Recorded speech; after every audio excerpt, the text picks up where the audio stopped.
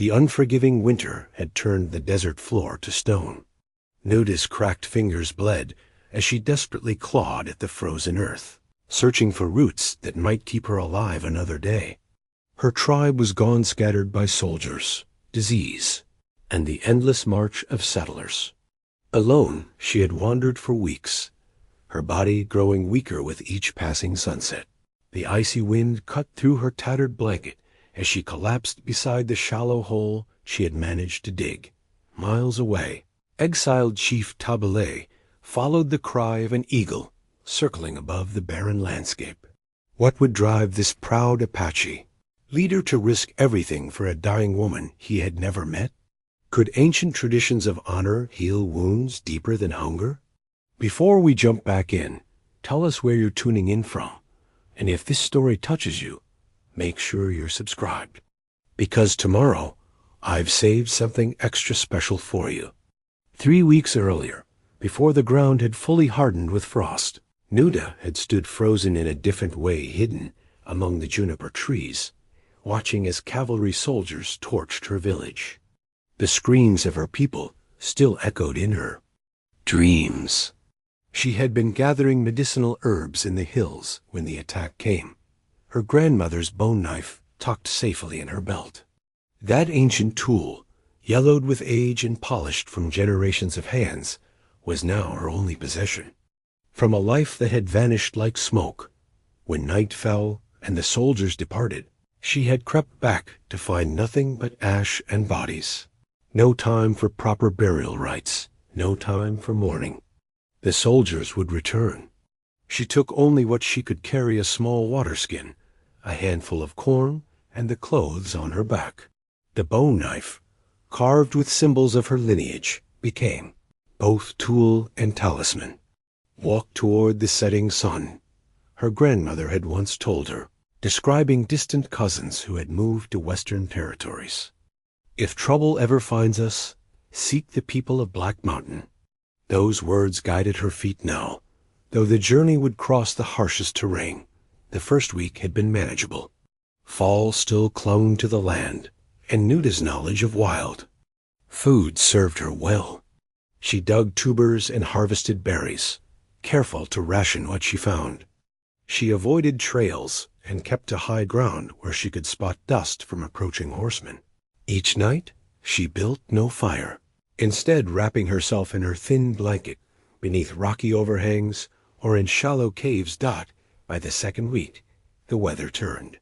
Cold winds swept down from northern mountains, bringing frost that killed tender plants. Food became scarcer. The bone knife proved invaluable, helping her dig deeper for roots that still hid beneath the increasingly hardened soil. Her hands, once skilled at weaving and beadwork, grew calloused and cracked. Each morning, it took longer to work feeling back into her stiffened fingers. "Grandmother, guide my hand," she would whisper, kneeling before the earth. Sometimes she found enough to dull the pain in her stomach. More often, she went to sleep hungry. The knife clutched against her chest. Water became as precious as food. Streams she encountered had begun to freeze along their edges. She broke through thin ice to fill her water skin, the cold liquid painful, against her teeth, but necessary for survival. When it snowed, she gathered the flakes in her palms, letting them melt on her tongue. By the third week, Nootá could feel her strength ebbing.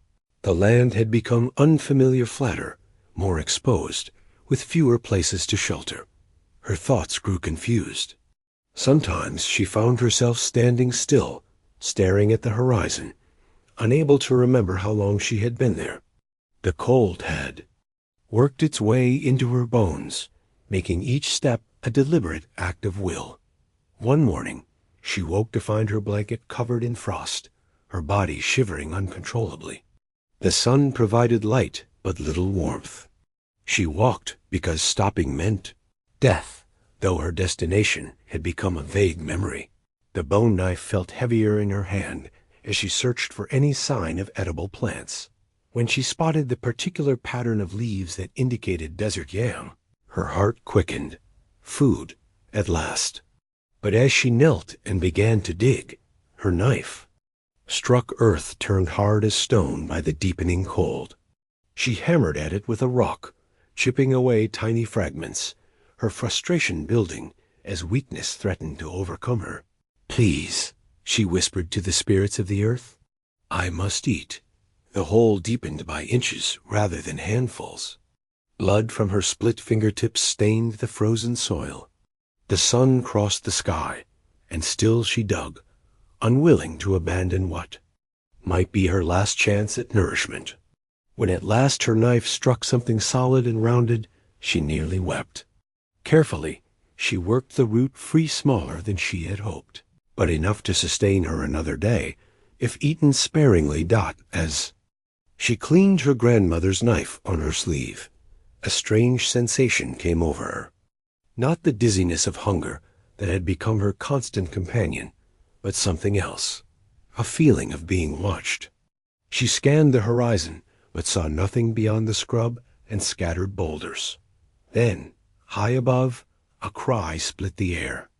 An eagle circled, its wings spread wide against the pale blue sky. Nootá's people believed eagles carried messages from ancestors. Was her grandmother watching over her still? The momentary hope faded as quickly as it had come. The eagle soared away, and exhaustion reclaimed her. She tried to stand, but found her legs would no longer obey. The small root fell from her nerveless fingers. The world tilted strangely, the hard ground rising to meet her as darkness edged her vision. "Grandmother," she whispered, "I am coming to join you." The last thing she saw before consciousness fled was her grandmother's bone knife lying beside. Her outstretched hand, its carved symbols catching the fading light, a history and legacy about to be buried beneath the coming snow. Chief Tł'ahní rose before dawn, as had been his custom for 57 winters. Even in exile, certain rituals remained sacred. He stepped from his shelter into the biting cold, his breath forming clouds that dissolved into the darkness. The hidden canyon that had become home to his small band of followers lay silent, save for the soft murmur of the spring that gave them life. From a leather pouch worn smooth by decades of handling, he withdrew his most treasured possession, an eagle, feather bound with sinew and adorned with a single turquoise bead. His father had presented it upon naming him chief, and it had witnessed every significant moment of his leadership since. Now, it served as both reminder and promise that though they were few, they remained Apache. Tł'ahní climbed the narrow path to the canyon's eastern rim, where the first light would soon break. Below him, 24 shelters housed all that remained of his once proud band. Not even a full clan anymore, just the few who had chosen honor over the reservation's meager security. A wise chief knows when to bend and when to stand firm, his father had told him. Tł'ahní had stood firm when the blue-coated officers presented their papers, demanding his mark on treaties that would surrender ancestral lands.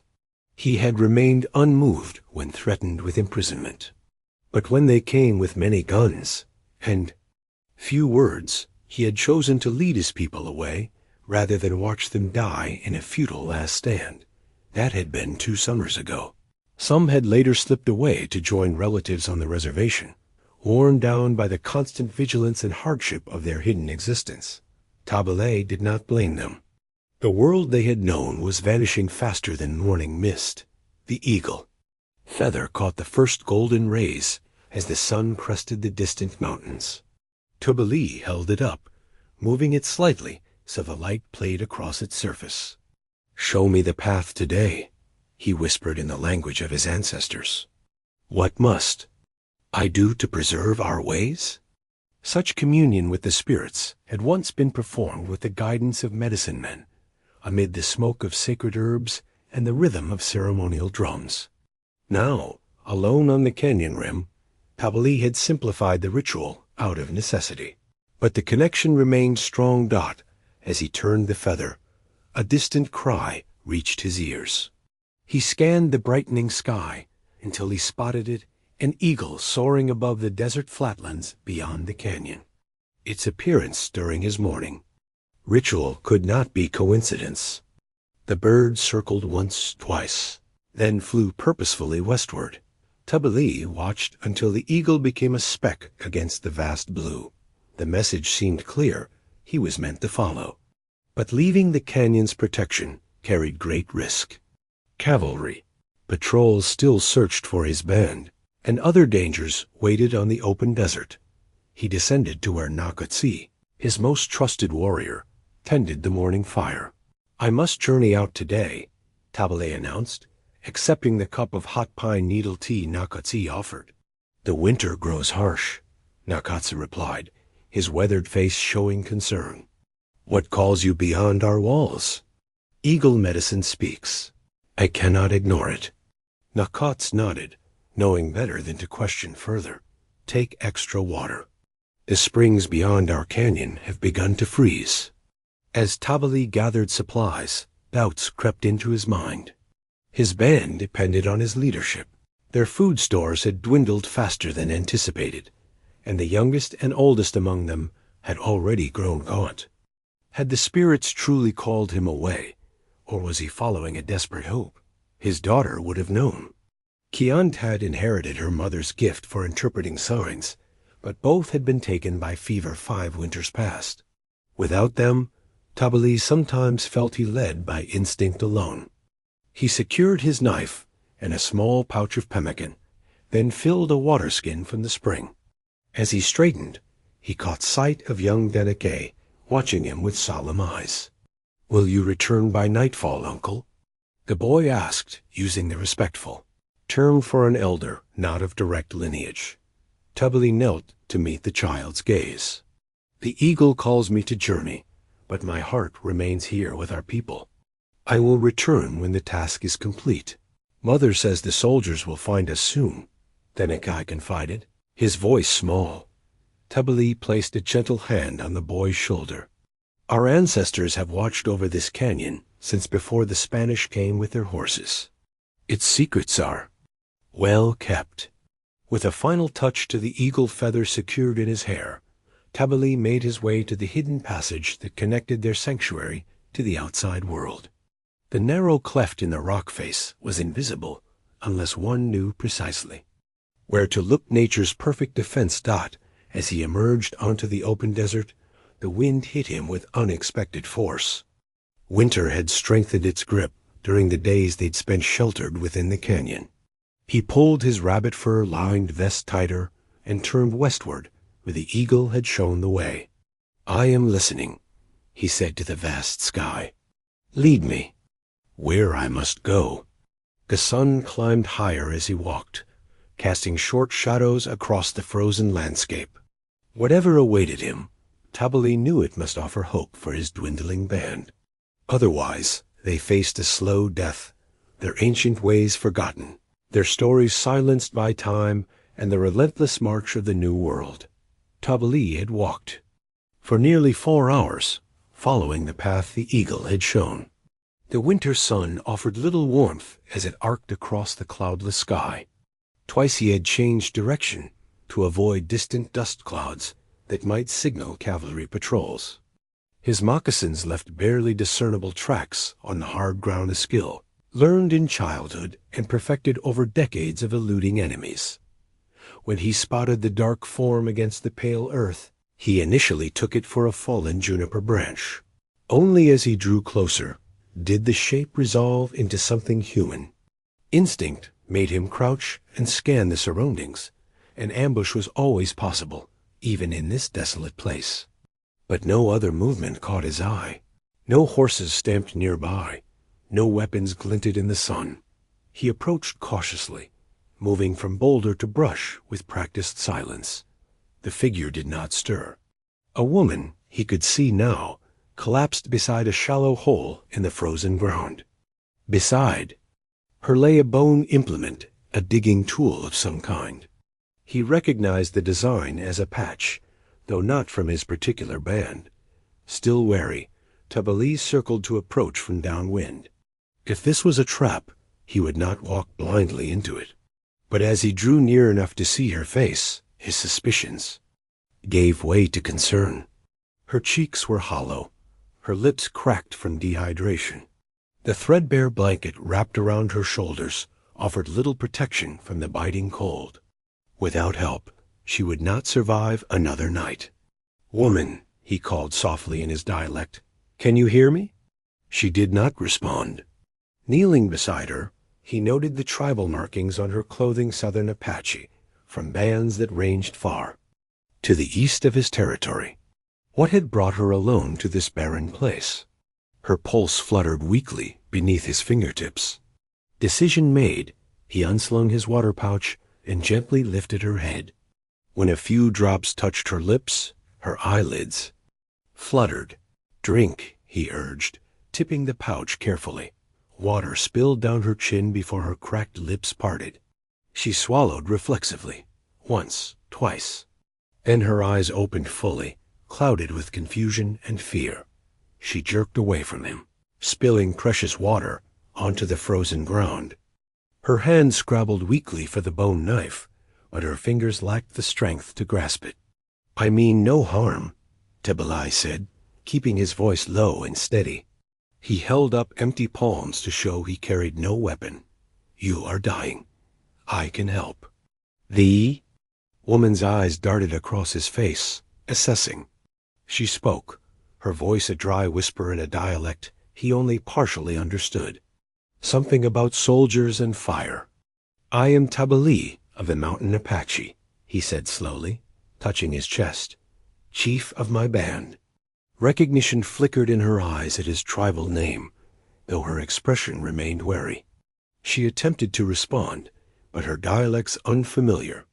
Cadences made her words difficult to follow. He caught mentions of her village and a long journey. "Water first," he insisted, offering the pouch again, then words. This time she accepted, drinking deeply until he gently pulled the pouch away. "Slowly," he cautioned.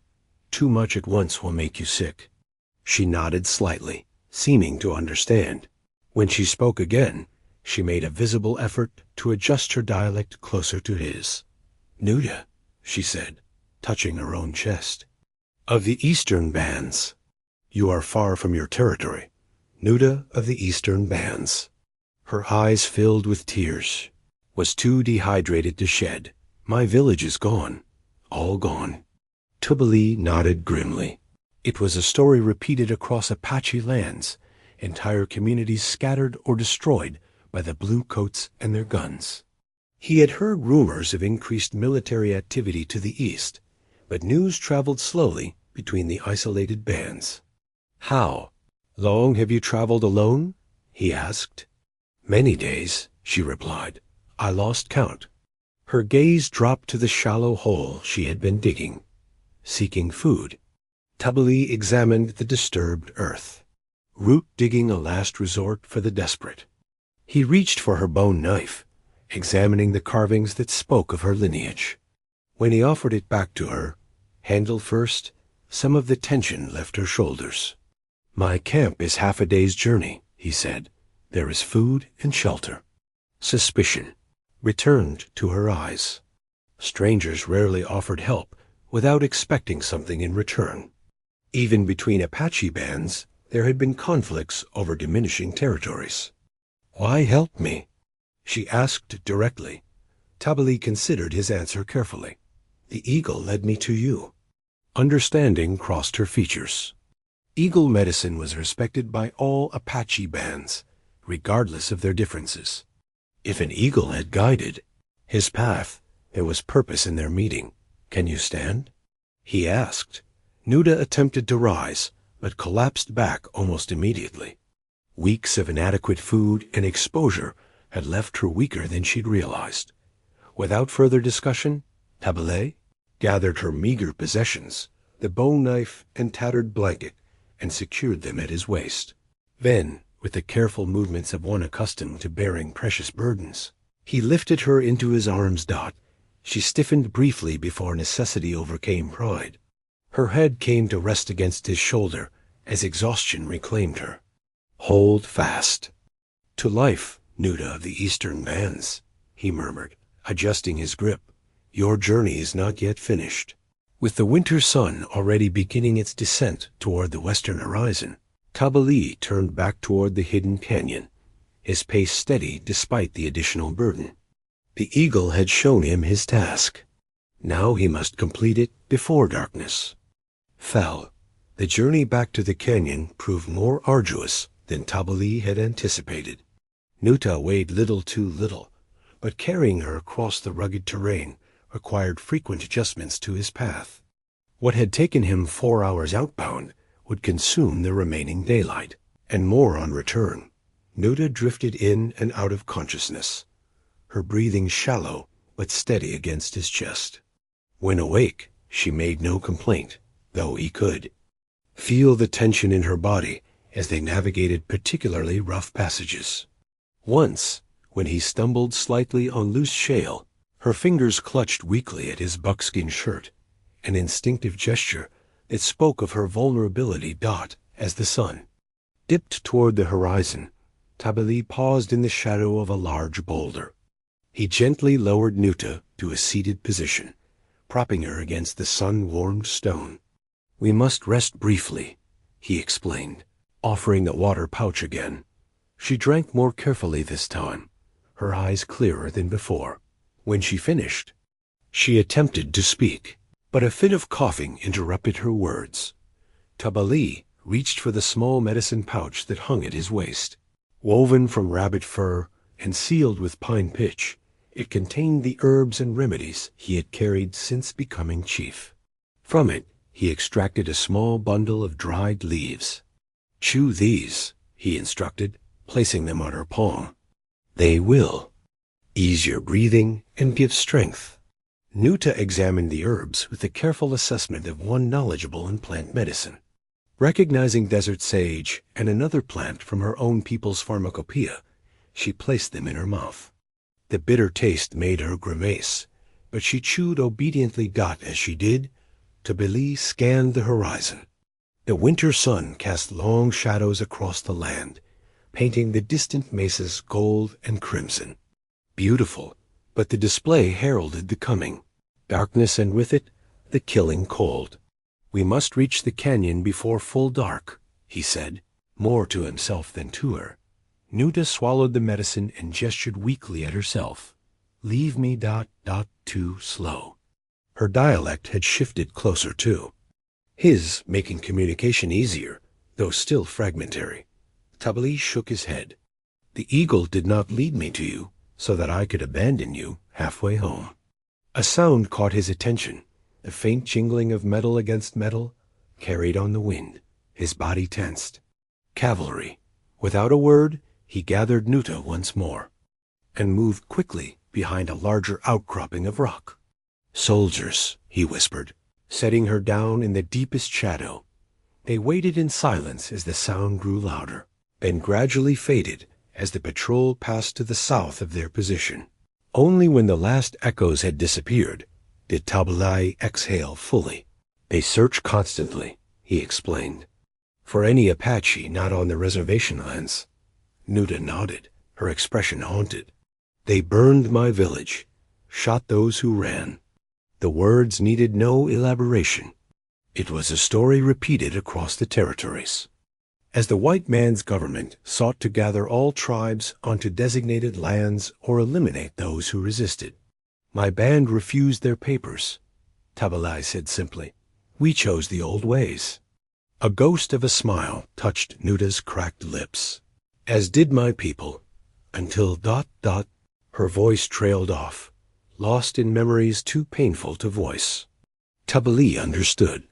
He had made the same choice, but had been fortunate enough to find the hidden canyon before disaster struck. Others had not been so fortunate. The medicine had begun to work. A touch of color returned to Nootá's face, and her breathing seemed less labored. When Tł'ahní helped her to her feet, she managed to stand, though she leaned heavily against him. "I can walk," she insisted. "A little," Tł'ahní considered. Her determination was admirable, but they needed to move quickly, still allowing her some independence might help restore her spirit. "For a short distance," he agreed. Then I must carry you again if we are to reach safety before nightfall." With his arm supporting most of her weight, they made slow progress over the next rise. Nootah's steps grew steadier as they went, the medicinal herbs lending her temporary strength. As they walked, Tabali found himself recalling another journey, years earlier, when he had carried his fever-stricken daughter back from a hunting expedition gone wrong. Despite his best efforts and the medicine woman's skills, Chianti had slipped away 3 days later, followed within a week by her mother. "You have children?" Nootá asked, as if sensing the direction of his thoughts. "A daughter," he replied. "She walks with the ancestors now." Nootá murmured a traditional phrase of respect for the dead, the words slightly different in her dialect, but the meaning clear. The shared understanding created a momentary bridge between them, two survivors in a world that had taken much from both. The terrain grew increasingly rocky as they approached the canyon lands. Nootá stumbled more frequently, her brief surge of strength waning. Without comment, Tabali lifted her once more. This time, she did not protest. The sun had nearly set when they reached the narrow cleft that marked the hidden entrance to the canyon. To anyone passing by, it appeared as nothing more than a shadow among shadows, a slight irregularity in the rock face. But Tabali knew precisely which handholds would grant access to the passage beyond. "We must go single file here," he explained, setting Nootá down. "Can you hold to my back?" She nodded, determination hardening her features. With painful slowness, she wrapped her arms around his neck as he turned to face the rock wall. Tabali felt her weight settle against him, lighter than a child's, and silently vowed that this woman would not die as his daughter had. The eagle had not led him on a fool's errand. "Hold tight," he instructed, reaching for the first handhold. "Our sanctuary lies just beyond." The narrow passage twisted through the rock face, requiring Tabali to navigate by touch more than sight as darkness settled around them. Nootá clung to his back, her breathing labored but determined. Neither spoke, conserving strength for the final push toward safety. When the passage finally widened, the first stars had appeared in the indigo sky above. Ahead, the canyon opened like a secret revealed only to the worthy. Tabali paused, allowing Nootá her first glimpse of the sanctuary that had sheltered his people for 2 winters. The hidden canyon stretched nearly a mile in length, its width varying from 100 paces to 4 times that distance. Sheer walls rose on all sides, providing protection from both the elements and unwanted eyes. A small stream cut through its center, fed by an underground spring that emerged near the northern wall. Along its banks grew hardy plants that had sustained the band through the changing seasons. Most striking, however, were the dwellings. Unlike the temporary structures many Apache bands erected, these were built to last, a blend of traditional wickiups and the more permanent stone and mud constructions learned from Pueblo neighbors in earlier times. Arranged in a rough semicircle, they faced the central fire pit where the band gathered for meals and ceremonies. From several structures, the warm glow of firelight spilled into the gathering darkness. Figures moved about their evening tasks, unaware of the returning chief and his unexpected companion. "They will see us soon," Tabali said quietly. "My people are wary of strangers." As if summoned by his words, a sharp whistle cut through the yaw.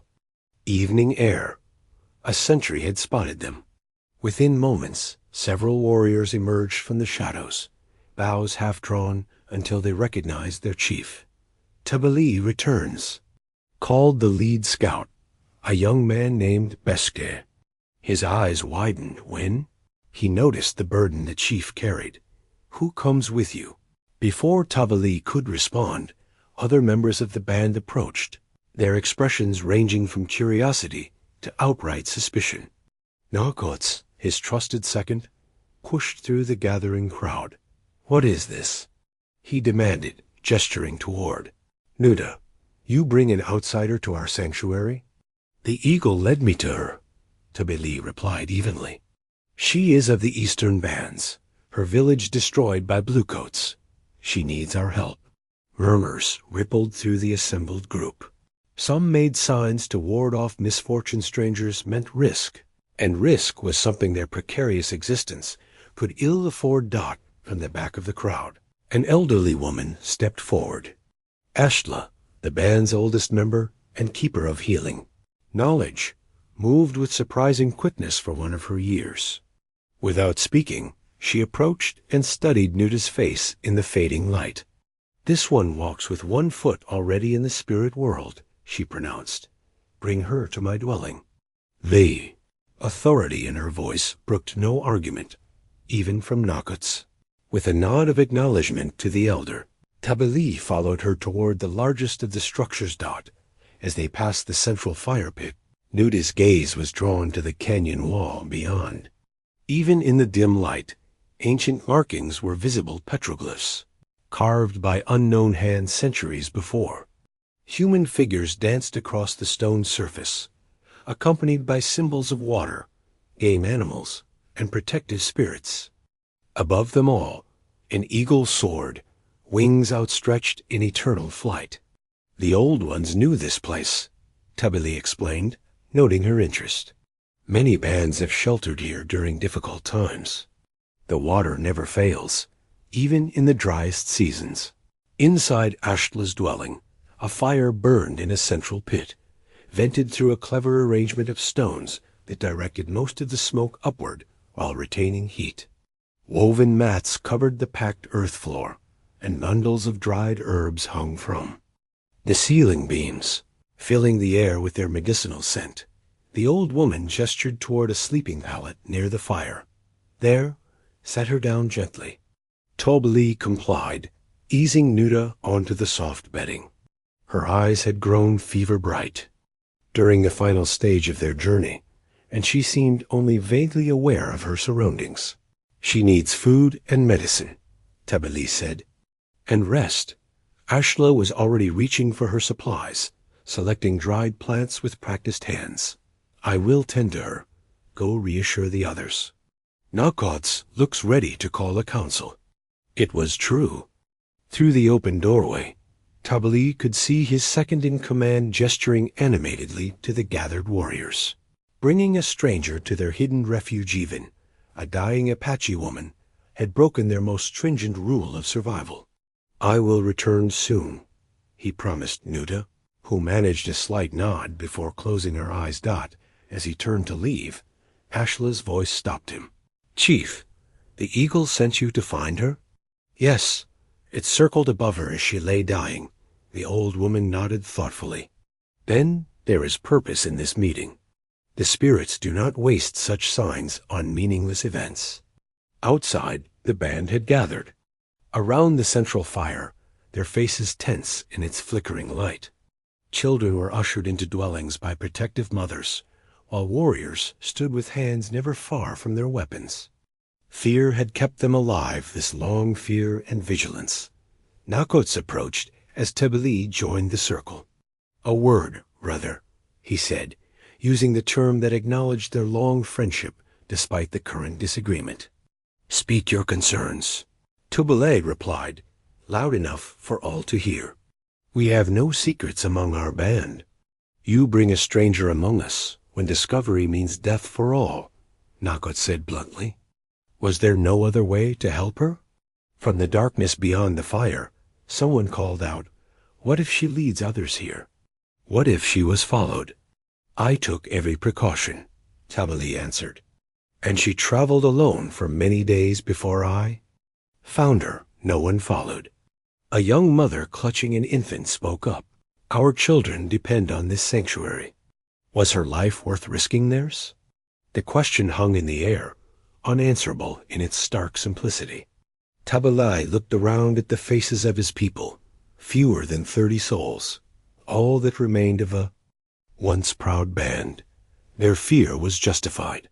Their caution had kept them alive. "We are Apache," he said finally. "We do not leave our own to die in the cold." Fever claimed Nootá that night.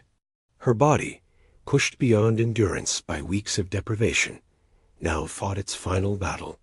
In Ashla's dwelling, the old healer worked tirelessly, applying poultices of crushed juniper berries and sage to draw out the heat, spooning thin broth between Nootá's cracked lips when consciousness briefly returned.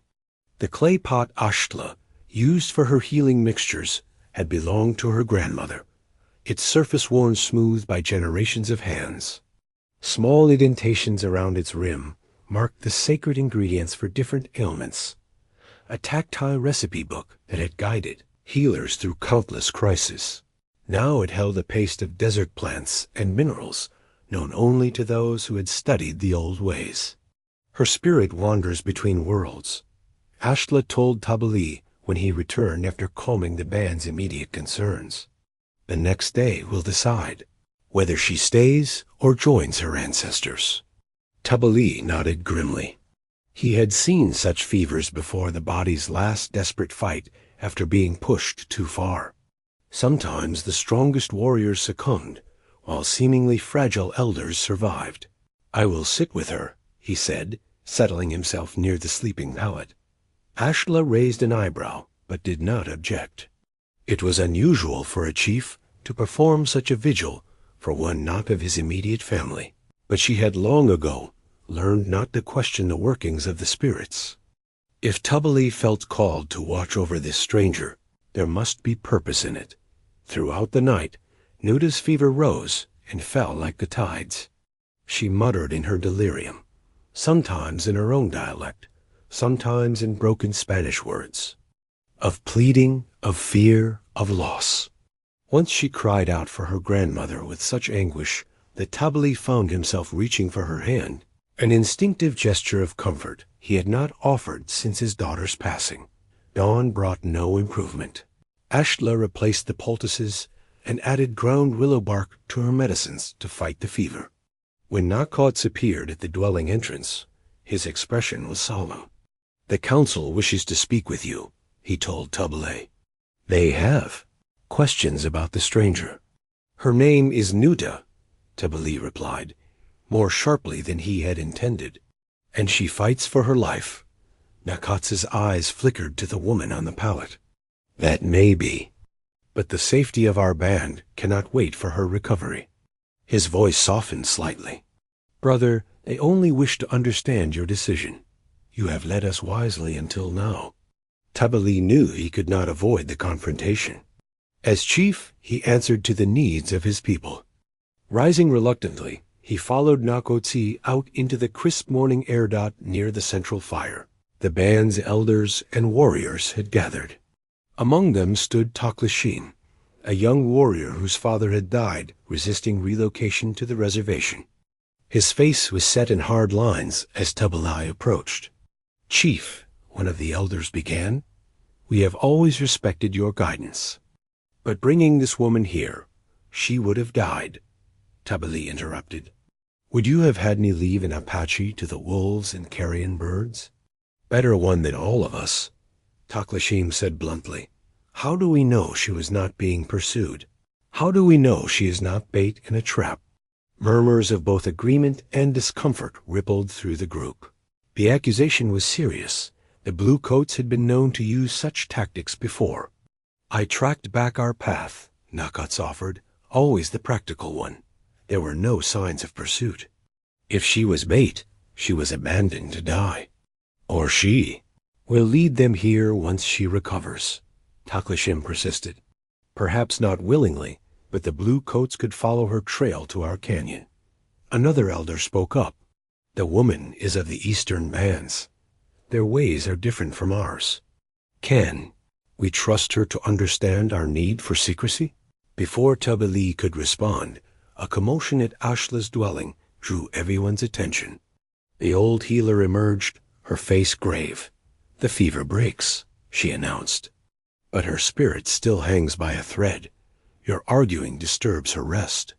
Shame crossed several faces. Whatever their concerns about the stranger, none wished to hasten her passing through their own behavior. "We will continue this discussion later," Tabali decided. "For now, double the sentries at the canyon entrance. No one enters or leaves without my knowledge." The council dispersed, though Tł'ahní lingered, his eyes following Tł'ahní as the chief returned to Ashla's dwelling. The young warrior's distrust was palpable, a force almost physical in its intensity. Inside, Nootá lay quieter, her breathing more regular though still shallow. Sweat had soaked her garments, and the bedding beneath her. A good sign, Ashla explained, as the fever released its grip. She heard them, the old woman said without preamble. Their words reached her even in her delirium. Tł'ahní frowned. What makes you certain? She spoke your name, and asked if she should leave when she was able. Ashla's weathered hands smoothed the fresh poultice across Nootá's forehead. She understands their fear, even if she does not know their words. Later that day, as the winter sun reached its zenith, Nootá opened her eyes fully for the first time since their arrival. Clarity had returned to her gaze, though exhaustion still shadowed her features. Water, she whispered. Tł'ahní, who had been grinding herbs at Ashla's instruction, brought a small clay cup to her lips. She drank cautiously, having learned from experience the danger of taking too much too quickly. Your people do not want me here, she said when she had finished, her dialect now closer to his own evidence that she had been at least partially aware during her fever dreams. Some fear what they do not know, he acknowledged. It is the way of these difficult times. Nootá's lips curved in the ghost of a smile. I remember the canyon drawings. Others have sought shelter here before. Many generations, Tł'ahní confirmed. The spirits have protected this place since the beginning, and now they guide you to bring a half-dead woman to your sanctuary. Her tone held a question beneath the statement. Tł'ahní met her gaze steadily. The eagle does not make mistakes in its medicine. From the dwelling entrance came the sound of someone clearing their throat. Tł'ahní stood there, his tall frame blocking much of the light. The stranger awakens, he observed coldly. Now perhaps she can answer our questions herself. By the third day after her fever broke, Nootá could sit upright without assistance. Her body remained weak, hollowed by weeks of near starvation, but her spirit showed remarkable resilience. Ashla had moved her sleeping pallet closer to the dwelling entrance, allowing her to observe the daily activities of the canyon settlement while still resting. The difference between dialects presented an ongoing challenge, though all Apache. Languages shared common roots. Variations between bands could sometimes render conversations confusing or even meaningless. Ashla, who had traveled widely in her youth, became the primary bridge between Nootá and the others. On the fourth morning, the old healer arrived with a small leather pouch containing smooth, flat stones. Each stone bore painted symbols, some depicting animals, others abstract patterns representing concepts important to Apache life. These helped me teach the little ones, Ashla explained, emptying the pictograph communication stones onto a woven mat between them. Now they will help you learn our words. Nootá touched the stones reverently. Such teaching tools were common among her people as well, though the specific designs differed. My grandmother had similar stones, she said softly. Lost when the soldiers came. Ashla nodded in understanding. Many treasures have been lost in these times. We preserve what we can. She selected a stone bearing the image of an eagle. Begin with this one. It seems fitting. Over the next several hours, they worked through basic vocabulary, animals, plants, directions, weather. Though exhausting, the exercise gave Nootá purpose. Each word mastered was another thread connecting her to this new community, however. Temporary her stay might be docked by midday, when Ashla left to gather fresh herbs. Nootá had progressed enough to attempt simple conversations. She arranged the stones in patterns, practicing phrases that might prove useful. Thank you for shelter. I am grateful for medicine. I will help when stronger. A shadow fell across the mat. Looking up, she found a small child watching her. From the dwelling entrance, curiosity overcoming shyness, The girl, perhaps 5 or 6 winters old, clutched a roughly carved wooden toy against her chest. "Hello," Nootá said carefully in the canyon dialect. The child took a tentative step forward, then another. "You talk funny," she observed with the brutal honesty of youth. Nootá smiled. "I am learning your words. Grandmother Ashla says you came from far away." The girl pointed to the eastern horizon, visible through the dwelling entrance. "From where?" "The sun wakes up." "Yes, my home was there. Why did you leave?" The innocent question carried weight beyond the child's understanding. Nootá considered how to answer without introducing horrors into such a young mind. "Sometimes we must find new paths when old ones end," she said finally. The explanation seemed to satisfy the child, who nodded solemnly before extending her toy a wooden bird with outspread wings. "This is Eagle. My father made him. You can hold him if you want." Before Nootá could respond, a woman appeared behind the child, her expression wavering between alarm and embarrassment. "Nita, you should not disturb the stranger." "I am not disturbed," Nootá assured her quickly, using her newly practiced words. "Your daughter brings joy." The woman seemed unconvinced, but inclined her head politely. "Come, Nita. Ashla needs fresh water from the spring." As they departed, Nootá heard the child ask, "Why is she called stranger when she has a name?" The innocent question lingered in Nootá's mind as she continued arranging the pictograph stones. Names held power in Apache culture. To be unnamed was to exist outside the circle of community. Though Tabali and Ashla used her name, to most in the canyon she remained simply the stranger. Later that afternoon, when she felt strong enough, Nootá made her first venture outside the dwelling. Leaning heavily on a walking stick Ashla had provided, she emerged into the winter sunlight. The canyon appeared different from this perspective, more expansive, yet also more intimately connected than she had realized during her fever-clouded arrival. Women worked at various tasks nearby, grinding seeds, scraping hides, repairing garments. Children played a game involving painted sticks, their laughter echoing against the canyon walls. Several people paused in their activities to watch her cautiously, but none approached. Nootá made her way slowly to a smooth boulder near Ashla's dwelling and lowered herself carefully to sit. From this vantage point, she could observe without intruding. She wanted to show herself useful, to demonstrate that she would not be a burden. But her body was not yet ready for significant labor. Instead, she began sorting a pile of yucca fibers that lay nearby, separating the strands by thickness, a task she had performed countless times in her own village. The simple, familiar activity required little strength, but resulted in materials better prepared for the weaver. She had been working for perhaps half an hour when a shadow fell across her hands. Looking up, she found Tabali watching her, his expression unreadable. "You should be resting," he said, though his tone held no reprimand. "I have rested enough," she replied. "Idle hands heal no spirits." A flicker of approval crossed his features, a truth my mother also believed. He gestured to the sorted fibers. "You know the weeding ways? My grandmother taught me. Before I was tall enough to reach the loom, I sorted fibers." Tabali nodded, then lowered his voice. "The council meets tonight. They will discuss your presence again." Nootá's hands stilled on the fibers. "And what will you tell them?" "That the eagle's medicine brought you here for a purpose. That we must honor the old ways by offering sanctuary to one in need." He paused, studying her face. "But it would help if you could speak to them yourself. Tell them of your journey, your people."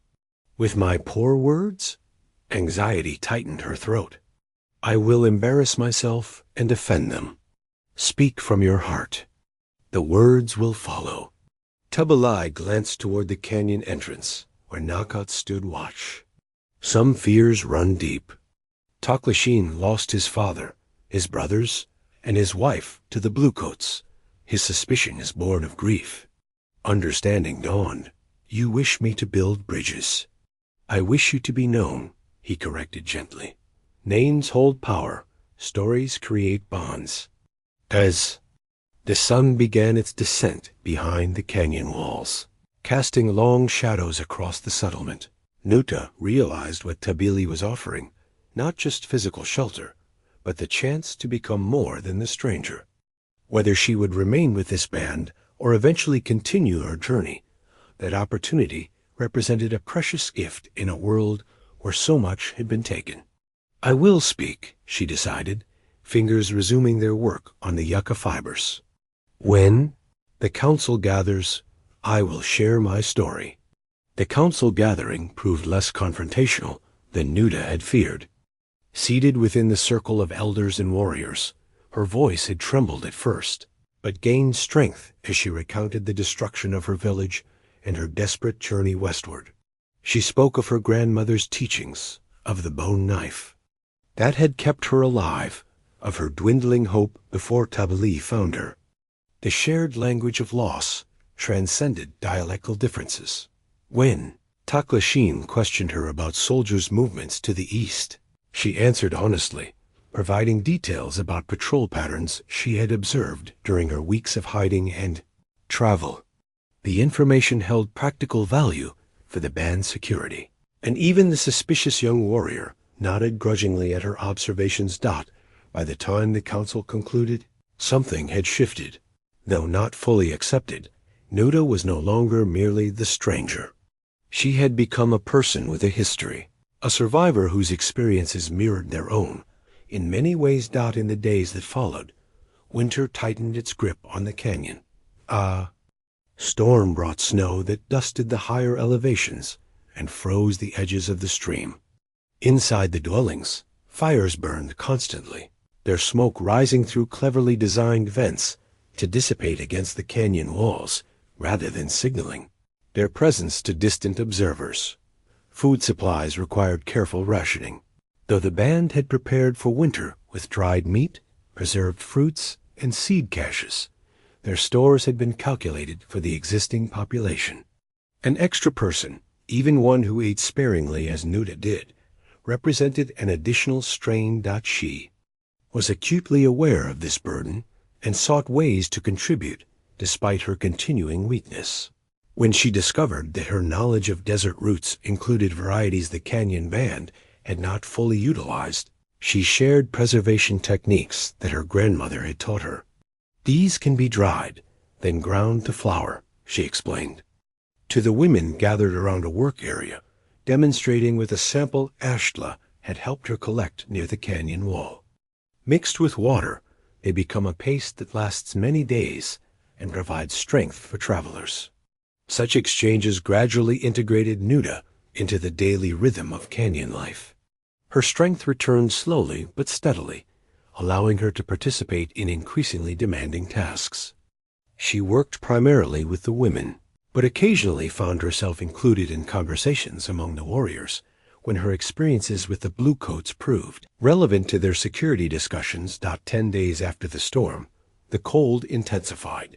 Further, wind howled through the upper reaches of the canyon, forcing everyone to remain within their dwellings, except for essential tasks. That evening, the band gathered in the largest structure, a communal space reserved for ceremonies and important meetings. On this night, however, the purpose was simpler: shared warmth and the comfort of community. Against the biting cold, elders recounted traditional stories while children huddled under shared blankets. Warriors discussed spring hunting prospects in low voices. Women worked on intricate beadwork by firelight, fingers moving deftly despite the chill. Nootá sat slightly apart, still mindful of her status as newcomer. She had been invited to join the gathering, but remained conscious of Tł'ahní's watchful gaze from across the fire. Though his open hostility had diminished, his trust had not yet been earned. As the night deepened and the temperature continued to drop, families began arranging sleeping areas around the central fire. The practice of shared shelter during extreme weather was common among all, Apache bands a practical measure for survival that transcended ordinary privacy boundaries. Tł'ahní, returning from a final check of the sentries, paused near where Nootá sat. "The wind brings ice from the mountains," he reported. "Even the canyon walls cannot fully shield us tonight." She nodded, having felt the increasing chill. "Your people are wise to gather together." "As are yours, I would imagine." He gestured to the family groups settling around the fire. "Where will you sleep?" The question highlighted her in-between status, neither fully integrated nor entirely separate. Before she could respond, Aisla approached, carrying an extra blanket. "Here, child," the old woman said, draping it across Nootá's shoulders. "The night grows teeth." The blanket was finely made, decorated with geometric patterns along its border. Nootá recognized it as one of Aisla's personal possessions, not a communal item. "This is too fine," she protested quietly. "I cannot accept." "You can and will," Aisla interrupted with the authority of age. "My bones have weathered more winters than most here have seen summers. I know the value of warmth." As the elder moved away to settle among her extended family, Nootá clutched the blanket gratefully. Despite its quality, however, she knew it would provide limited protection against the exceptional cold. The stone floor, even covered with woven mats, would leach warmth from her body throughout the night. Tł'ahní seemed to read her thoughts. Without comment, he unfolded his own buffalo hide blanket and spread it on the ground nearby, close enough to share warmth, yet not so near as to cause discomfort or impropriety. "Rest," he said simply. "Tomorrow will demand strength." The gesture did not go unnoticed. Across the fire, Tł'ahní's expression darkened momentarily before he turned away. Others exchanged glances, but made no comment. The chief's actions, while unusual, fell within his prerogative to care for all within the band, especially one whose presence resulted from his decision. As the fire burned lower and conversations faded into the deep breathing of sleep, Nootá remained awake, aware of Tł'ahní's presence nearby. The shared blanket represented more than physical warmth. It acknowledged her place, however tenuous, within the circle of community. "Thank you," she whispered, uncertain if he was still awake to hear. A long moment passed before his response came, equally soft. "The eagle does not make mistakes." Outside, the wind continued its assault against the canyon walls, but within the communal dwelling, surrounded by the sleeping forms of the band, Nootá felt something she had not experienced since watching her. Village burned the fragile beginning of belonging. The severe cold snap lasted 4 days before releasing its grip on the canyon. As temperatures gradually moderated, the band returned to their individual dwellings and regular activities. Nootá, now strong enough for more demanding tasks, joined the women gathering pine nuts from the stands of trees that grew along the canyon's southern end. The work was familiar, breaking open the cones to extract the nutritious seeds within, sorting them into baskets for immediate use or storage. As they worked, the women spoke of ordinary things: children's antics, plans for spring planting, the crafting of new garments. Occasionally, they included Nootá in their conversations, usually with questions about Eastern band customs or techniques. These exchanges, while still reserved, represented progress from the wary silence of earlier days. By midday, their baskets nearly full, the women paused to rest in the winter sunshine.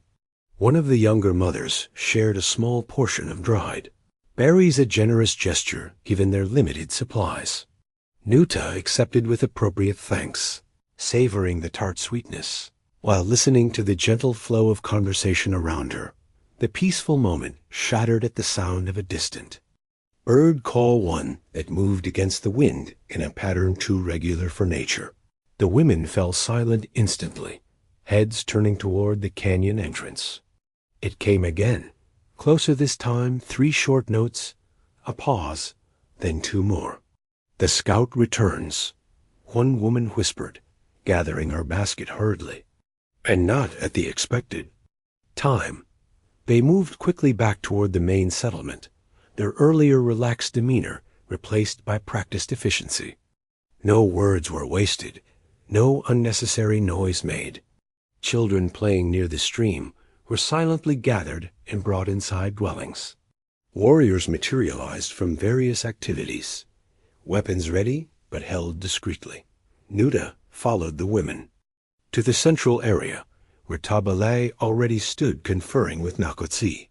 The scout, a lean, weathered man named Kesta, jogged into view moments later. His expression confirmed what his signal had suggested. Trouble approached dot in his hand. Kesta carried a slender arrow marked with red ochre bands, the warning. Arrow used to convey urgent messages between scouts without revealing their positions. "Bluecoats," he reported tersely. 2 days' ride to the south, moving in this direction. Tabalee's face remained impassive, though his shoulders tensed slightly. How many? A full patrol. 20, perhaps 25. With an officer who studies the land through a seeing glass. Kesta demonstrated the motion of raising binoculars. They follow a Navajo tracker. This last detail brought murmurs of concern from those gathered. A native tracker familiar with the region presented a far greater threat than bluecoats alone, who typically struggled to read the desert's subtle signs. Are they following a specific trail? Nakots asked. Or general sweeping? They examined abandoned campsites along Bitter Creek, Kesta replied. Old fires, weeks cold. They seemed to seek evidence of bands not on the reservation. A child whimpered somewhere in the crowd, quickly hushed by a parent's reassuring whisper. The implications were clear. This was no random patrol, but a deliberate search for resistant Apache groups. Tabalee turned to address the gathered band. We will convene the council immediately. Secure all evidence of our presence that might be visible from the canyon rim. No fires until darkness falls, and then only small and well shielded. As the crowd dispersed to carry out these instructions, Tł'ahní stepped forward, his gaze fixed not on Tabalee but on Nootá. This is no coincidence, he said, voice pitched to carry. A stranger arrives, and within weeks, soldiers appear nearby. Murmurs rippled through the departing crowd. Nootá felt eyes turning toward her, some questioning, others openly suspicious. I have not left the canyon, she said, keeping her voice steady despite the implicit accusation. How could I have led them here?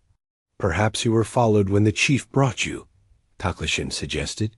Or perhaps your disappearance from wherever they expected to find your body has caused them to search more carefully. A possibility, however reluctantly, had occurred to Nootá as well. If soldiers had returned to her village site and tracked survivors, her absence among the dead might indeed have prompted wider searches. Tabalee raised a hand, silencing further speculation. Accusations solve nothing. The council will discuss all possibilities. His gaze swept the remaining onlookers. Prepare as instructed. Nakots, Tł'ahní, Kesta join me for council. As the crowd dispersed, Nootá stood uncertain, belonging neither with the council members nor with the family groups hurrying to secure their dwellings. The weight of Tł'ahní's accusations settled around her shoulders like a physical burden. Tabalee paused before following the warriors. Join us, he said quietly. Your knowledge of the Eastern Territories may prove useful. The invitation surprised not only Nootá, but also Tł'ahní, whose expression darkened visibly. Nakots, ever practical, merely nodded. The stranger Nootá may indeed have insights about the soldiers' patterns. Inside the council dwelling, elders had already gathered, their faces grave. Maps created on deerskin showed the surrounding territories, marked with charcoal and natural pigments to indicate landmarks, water sources, and known patrol routes. Kesta knelt beside them. Strategies were impressive clearly, developed through hard experience and deep knowledge of the land. When asked directly about patrol behaviors she had observed in the East, she provided what information she could describing the soldiers' tendencies during searches, their limitations, and vulnerability to certain terrain features. As the council continued, a realization grew within her, one that brought both clarity and pain. Rising to her feet, she addressed Tł'ahní directly. "If my presence endangers your people, I will leave. Tonight, draw the soldiers away from this place." Her words brought a moment of silence to the council circle. Tł'ahní looked oddly vindicated, while others appeared surprised by the offer. "That would mean your death," Ashla stated flatly from her place among the elders. "One death against many lives," Nootá replied. "The choice is simple." Tł'ahní studied her face for a long moment before speaking. "And if I refused to abandon you once," he said finally, "why would you think I would do so now?" The council debated long into the night. Various strategies were proposed and discarded, from temporary evacuation to splitting the band into smaller groups that might evade detection more easily. Nootá's offer to leave was firmly rejected by Tł'ahní, though Tł'ahní argued its merits with uncomfortable persistence. In the end, they settled on enhanced vigilance. Additional scouts would monitor the soldiers' movements, while the canyon settlement would operate under stricter protocols to minimize any signs of habitation visible from above. As the council dispersed near midnight, Ashla remained seated, her weathered face contemplative in the dim firelight. When only she, Tł'ahní, and Nootá remained, the old woman spoke. "There is another way to address our uncertainty," she said, "one that honors the old traditions." Tł'ahní's expression shifted, subtly, recognition dawning. "You speak of the bonding ritual." Ashla nodded, her gaze moving to Nootá. "When bands merged in the ancient days, when strangers sought permanent place among us, they underwent the ceremony of smoke and spirit. It binds one to the tribe through sacred vows that cannot be broken without calling down the ancestors' wrath." Nootá had heard of such rituals. Among her people, similar ceremonies existed, though details varied between bands. These were not casual proceedings. They represented solemn commitments recognized by both the living community and the spirit world. "Such ceremonies are not undertaken lightly," Tł'ahní said, studying Nootá's reaction. "They create bonds that last beyond death." "I understand," she replied quietly. "My grandmother spoke of similar rites among our band." Ashla's eyes held approval. "The woman knows the weight of such things." "That is good." She turned to Tł'ahní. "As chief, you must decide if she is worthy of the offering. As medicine keeper, I can say only that the signs have been favorable." The decision clearly weighed heavily on Tł'ahní. Such a ritual would effectively make Nootá part of the band, no longer a temporary guest, but a recognized member with both rights and obligations. It would also silence many of the suspicions that Tł'ahní and others harbored. "It must be her choice," he said finally. "And the ceremony requires preparation. If she agrees, we will perform it tomorrow night, when the moon reaches the quarter." After Ashla had retired to her dwelling, Tł'ahní explained the ritual's full significance to Nootá. They sat beside the dying council fire, voices kept low despite their solitude. "Once completed, you would be bound to our band, not merely a guest or visitor, but one of us," he said. "Such bonds carry obligations. You would be expected to place the band's welfare above your own, to share in both abundance and hardship, to defend our ways and our people." "And what would it mean for my freedom to leave, if I wish to continue my journey when spring comes?" Nootá asked. "You would remain free to travel, but this canyon would become your home, the place to which you return, the people to whom you belong." His eyes reflected the ember's glow. It is not a small thing to belong. The weight of his words settled around them in the darkness. For Nootá, who had lost everything, the offer represented both gift and burden. To belong again meant opening herself to potential loss once more. "I will consider until morning," she said finally. Dawn found her still awake. watching the canyon walls transform from black to deep blue to gold as the sun crested the eastern rim. Her decision had formed some time during the night's quiet hours, not through logical deliberation, but through a gradual clarity that arose from stillness. When she informed Tabalai of her acceptance, preparations began immediately. The women of the band brought her to a secluded pool fed by the canyon spring, where ritual bathing commenced. They washed her hair with yucca root soap and anointed her skin with a mixture of pine oil and crushed sage. Clean garments, simple but finely made, were provided for the ceremony. Throughout the day, Nootá observed subtle changes in how people interacted with her. Some offered small gifts, a polished stone, a beaded bracelet, a carved wooden comb. Others shared memories of their own bonding ceremonies, whether as children born to the band or as adults who had joined through marriage or adoption. Even Tł'ahní maintained a respectful distance, his usual suspicion temporarily suspended by the sacred nature of the preparations. As twilight deepened into true darkness, the band gathered at the canyon's sacred space, a natural amphitheater, where the ancient petroglyphs were most concentrated. Small fires created a circle of light within which the elders took their places. Ashla sat cross-legged at the circle's heart, the ceremonial items arranged before her on a woven mat. Central among these was the sacred pipe, a beautifully crafted instrument of red stone and carved cedar, adorned with eagle feathers and intricate beadwork. It had belonged to the band for generations, used only for the most significant ceremonies. Its bowl, Nootá knew, would contain a mixture of tobacco and sacred herbs whose combined smoke would carry prayers to the ancestors and spirit guides.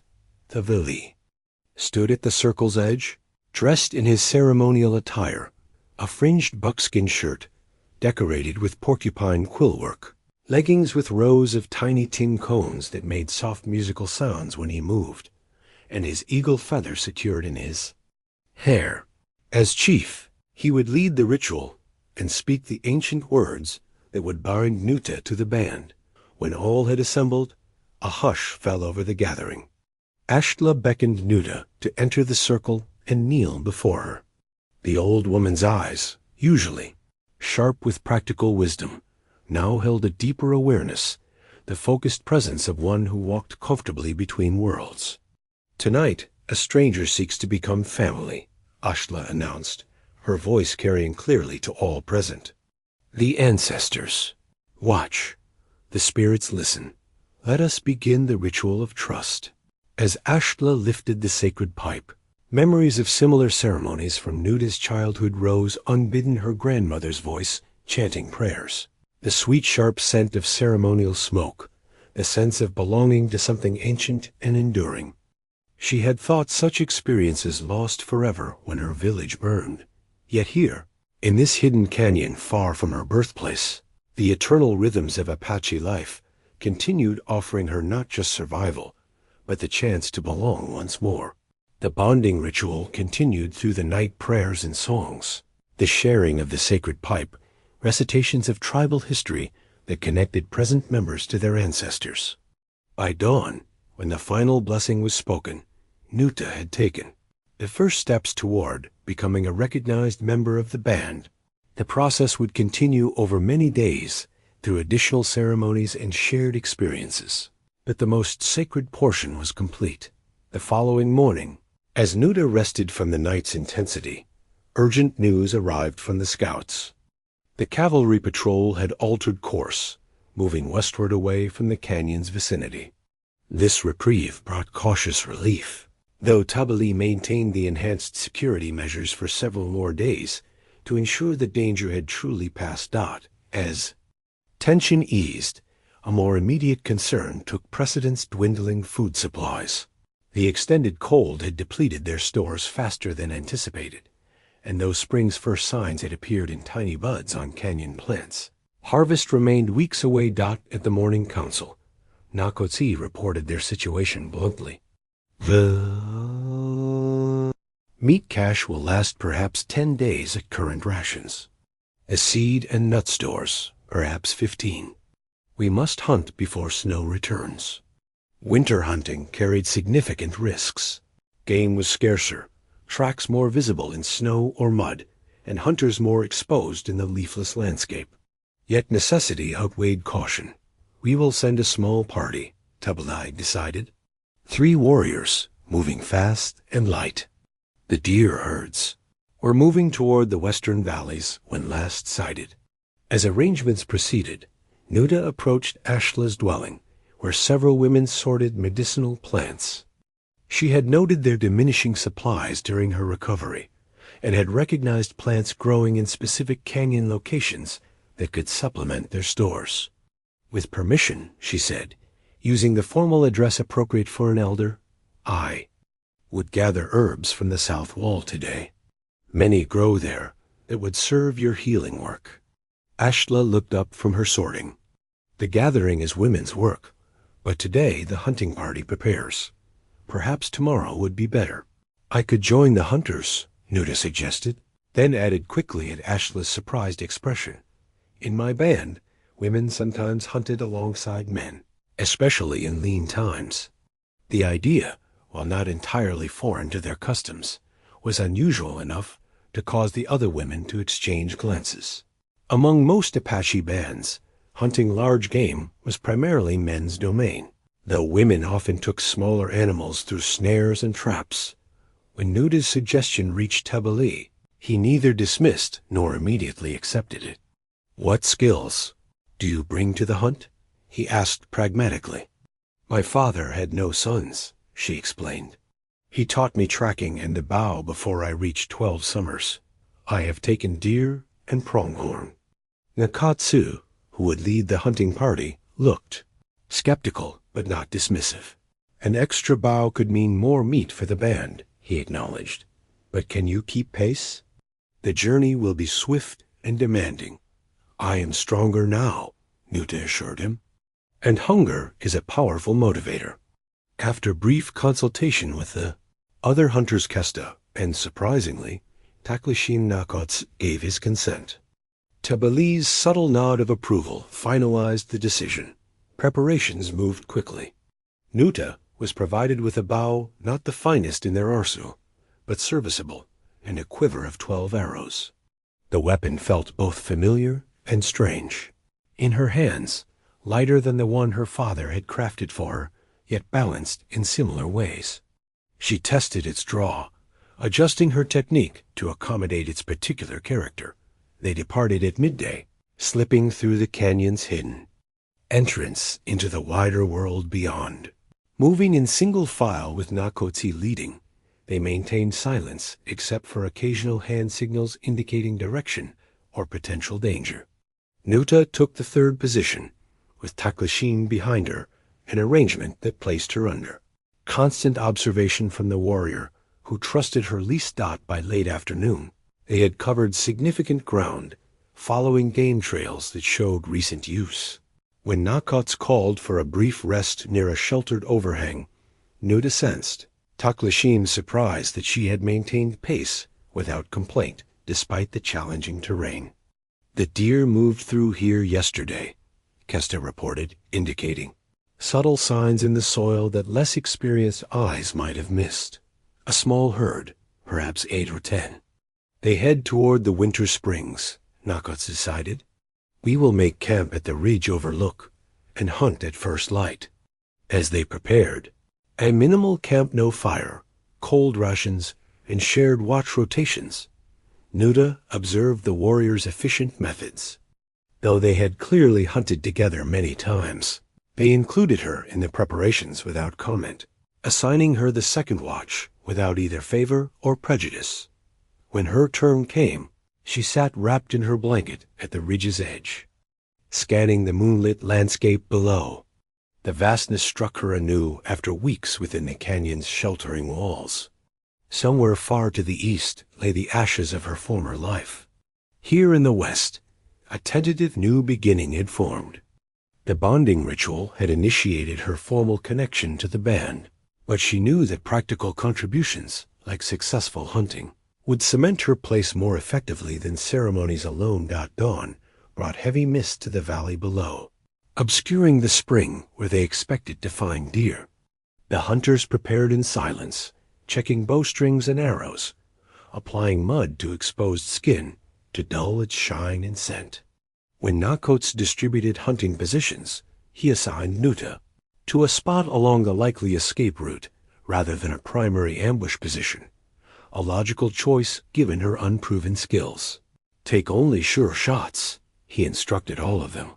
We cannot afford wounded prey that escapes. As the sun's first rays penetrated the mist, movement became visible near the spring, the shadowy forms of deer emerging to drink. Nakots signaled the hunters to begin their stealthy approach to the sparse cover. Nootá moved to her assigned position. An outcropping, it overlooked a narrow draw through which startled deer might flee. As she settled into stillness, bow ready, a flash of movement caught her eye. Not deer, but a large shape moving through brush on the valley's far side. Wild boar. And not just any boar, but a massive specimen with gleaming tusks visible even at this distance. Such animals were rare prizes, providing meat, hide, and bone tools, but also notoriously dangerous, especially when cornered. The boar moved purposefully toward the spring from the opposite direction of the Apache hunters. Nootá realized with growing alarm that it would likely intersect with Taklashim's position, and the warrior, focused on the deer, might not see the threat until too late. She faced an impossible choice: maintain silence to preserve the deer hunt, or warn Taklashim of the approaching danger. The former might result in more food for the band, but at terrible risk. The latter would certainly scatter the deer, but might prevent disaster. Drawing a deep breath, Nootá made her decision. Nootá's warning cry split the dawn stillness, shattering. It carefully maintained silence of the hunt. Taklashim, boar, to your left. The deer scattered instantly, bounding away from the spring in panicked flight. Taklashim, momentarily confused by the unexpected shout, turned just as the massive boar burst from the underbrush mere paces from his position. The animal, startled by the human commotion, veered directly toward him, 800 pounds of muscle, bone, and sharp tusks moving with surprising speed. With barely a heartbeat to react, Taklashim released his arrow. It struck the charging beast, but failed to penetrate deeply enough to stop its momentum. The boar's impact sent him sprawling, his bow spinning away across the rocky ground. Nootá was already moving, abandoning her position to race down the slope toward the struggle. Below, she nocked an arrow as she ran, her father's training guiding her hands despite the difficult angle and movement. When she reached a clear vantage point, she paused for the briefest moment, took aim, and released. Her arrow struck true, finding the spot behind the boar's shoulder where hide thinned and vital organs lay beneath. The animal staggered, turning toward this new threat with furious intent, but the arrow had done its work. Blood darkened its bristled flank as it took 2 stumbling steps before collapsing heavily to the ground. Nakots and Kesta converged on the scene, weapons ready. Taklashim had regained his feet, though he clutched his right arm, where the boar's tusk had torn a jagged gash from shoulder to elbow. The deer are gone, Kesta observed unnecessarily, the disappointment evident in his voice. But we have boar, Nakots countered, assessing the massive animal with expert eyes. More meat than 4 deer would provide. Taklashim looked from the fallen boar to Nootá, conflicting emotions crossing his face: resentment at needing rescue, acknowledgement of the debt now owed, confusion at having his life saved by the very person he had most mistrusted. Your warning came at the right moment, he admitted finally, the words seeming to cost him considerable effort. And your arrow flew true. Coming from Taklashim, this qualified as effusive praise. Nootá accepted it with a simple nod, moving to examine his wounded arm, rather than dwelling on the acknowledgement. This needs Ashla's attention, she assessed. Until then, we should bind it with cedar bark to slow the bleeding. While Nakotsi and Kesta began the demanding task of preparing the boar for transport back to the canyon, Nootá treated Tł'ahní's wound with materials from the small medicine pouch each hunter carried.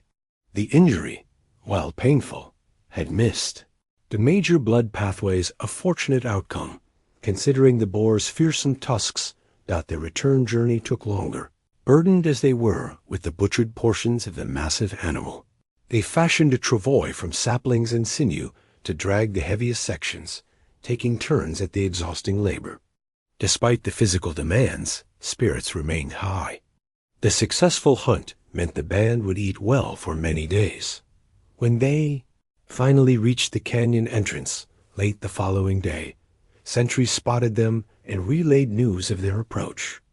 By the time they passed through the narrow cleft into the canyon proper, a welcoming committee had assembled. First among them, Tł'ahní, whose normally composed features showed clear relief at their safe return.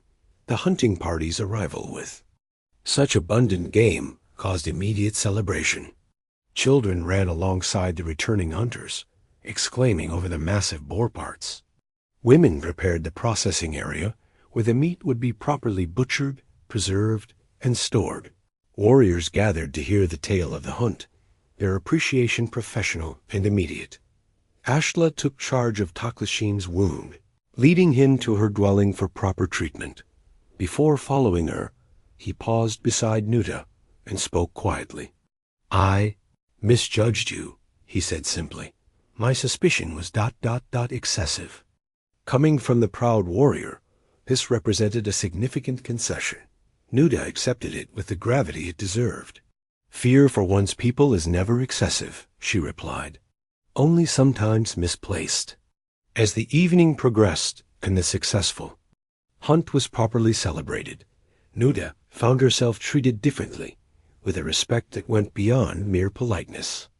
She had proven herself not just through ceremony, but through action, demonstrating both skill and willingness to risk herself for a band member, even one who had doubted her intentions. As activities quieted and most of the band retired to their dwellings, Tł'ahní approached where she sat near the central fire. "Walk with me?" he invited, gesturing toward the canyon spring. They strolled in comfortable silence through the settlement, acknowledging the occasional greeting from those still awake. The spring lay in a small grotto near the canyon's northern wall, its waters emerging from a crack in the stone to form a clear pool before flowing downward to become the stream that sustained their community. Ancient hands had enhanced this natural feature, arranging stones to create a deeper basin and a sitting area where one could contemplate the quietly rippling surface. Here, out of immediate earshot from the dwellings, Tł'ahní finally spoke. "Nakot's told me what happened. How you sacrificed the deer hunt to warn Tł'ahní." Nootá shrugged slightly. Any hunter would have done the same, perhaps, but not all would have made such a clean shot afterward. He studied her profile in the moonlight. "Your father taught you well. He believed daughters could learn what sons traditionally did," she explained. "My mother died birthing the son, who also did not survive. After that, my father said the spirits had chosen to give him a daughter with a son's spirit." Tł'ahní nodded thoughtfully. "My own daughter showed similar qualities. She could track game as well as any boy her age, and her aim with the bow improved daily." A shadow of old grief crossed his features. The fever took her before she could reach her full potential. The shared confidence created a moment of connection deeper than previous interactions. Both had lost family. Both carried memories of those who would never see their lives unfold. From a small pouch at his waist, Tł'ahní withdrew an object and held it toward her.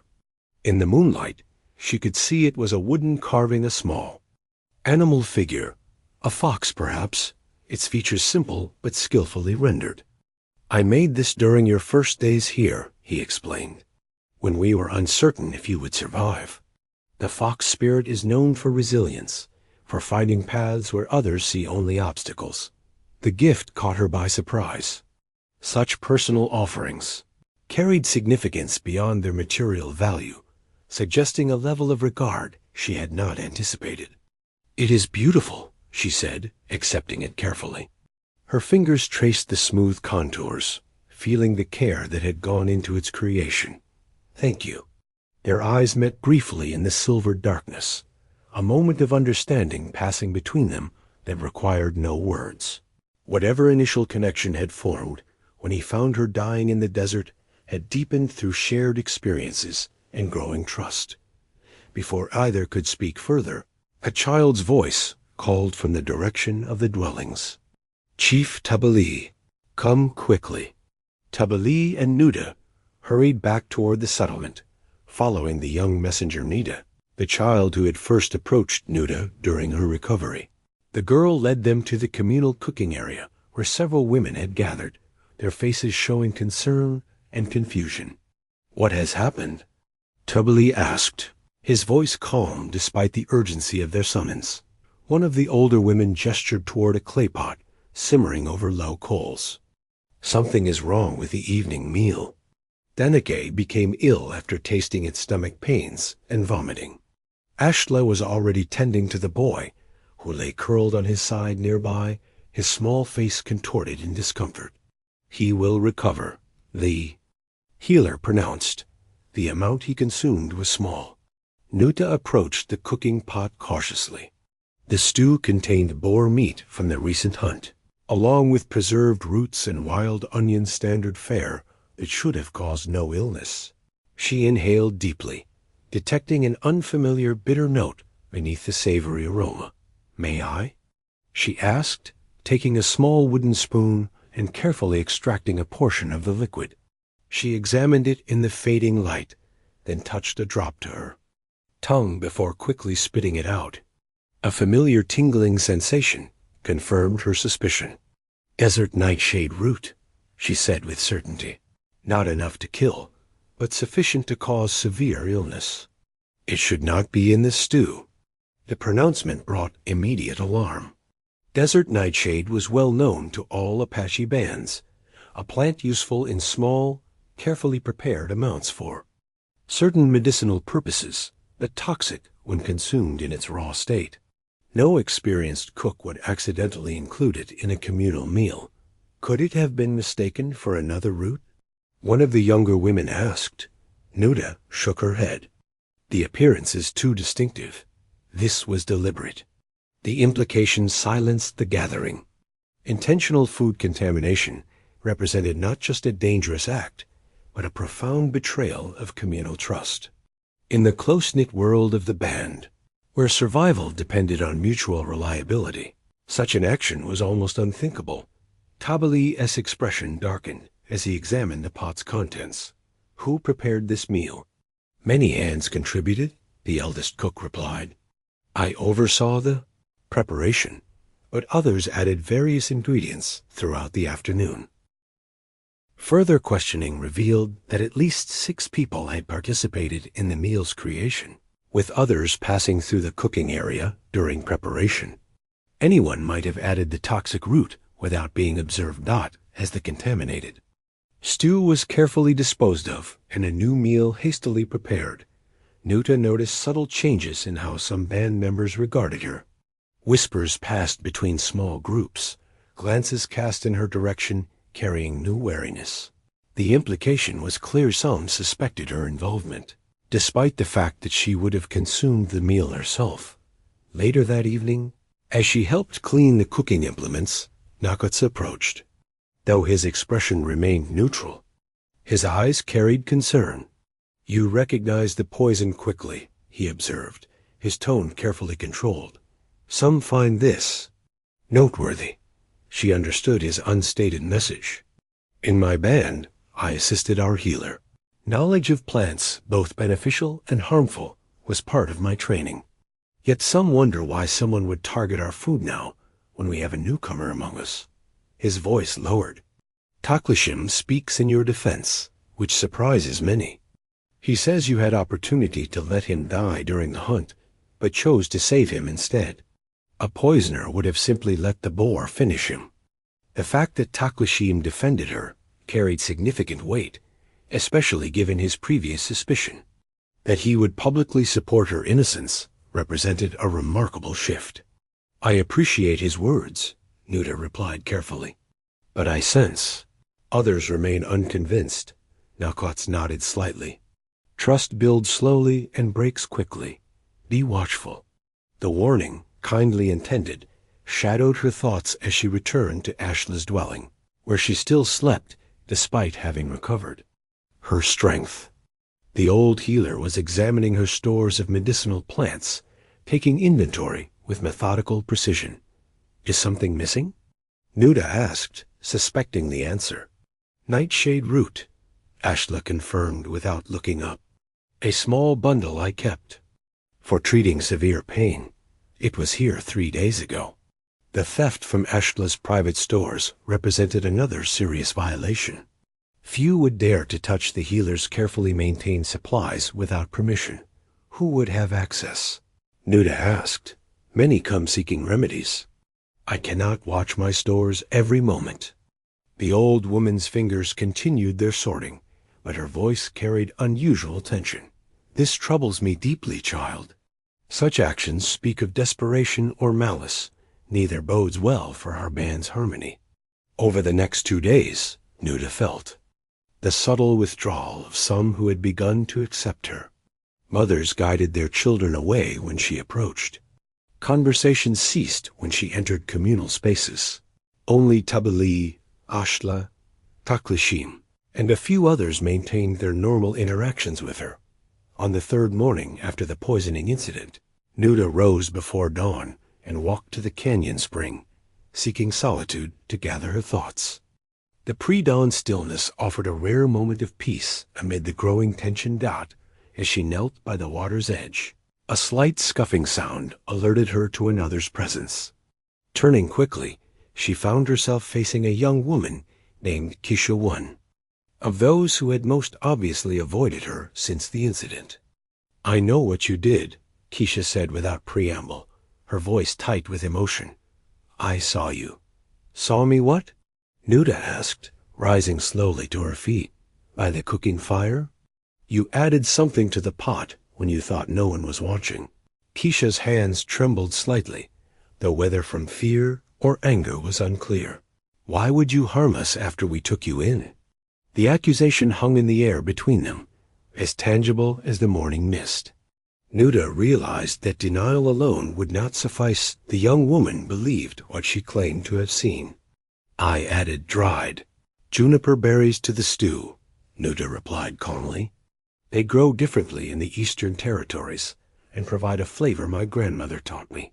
But I added no nightshade." Kisha's certainty wavered slightly. "You were alone by the pot. I saw you from the weaving area. Did you see what I added, or just that I approached the pot?" The young woman's hesitation provided the answer. She had glimpsed Nootá near the cooking area, but had not clearly observed her actions. In the atmosphere of suspicion following the incident, assumption had filled the gaps in her observation.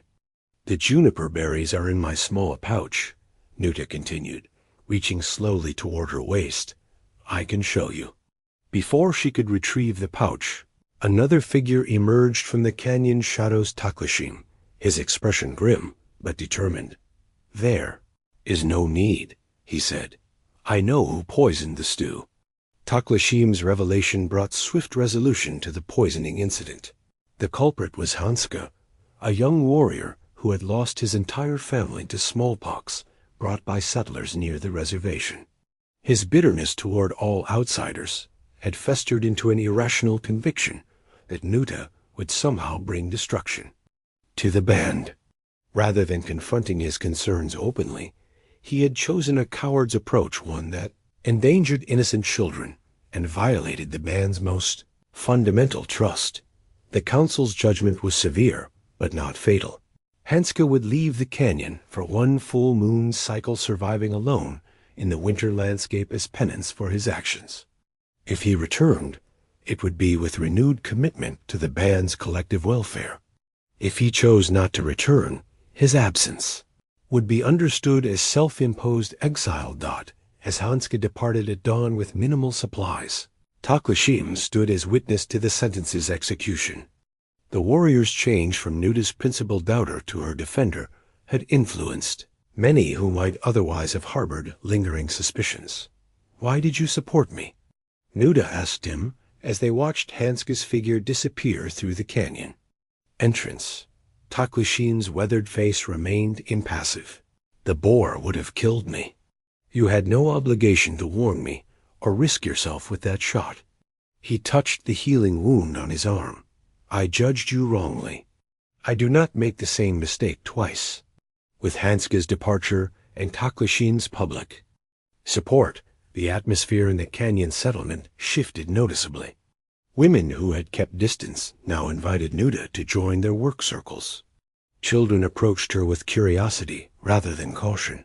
The bonding ritual that had begun with the sacred pipe ceremony weeks earlier now continued through daily interactions and shared labor.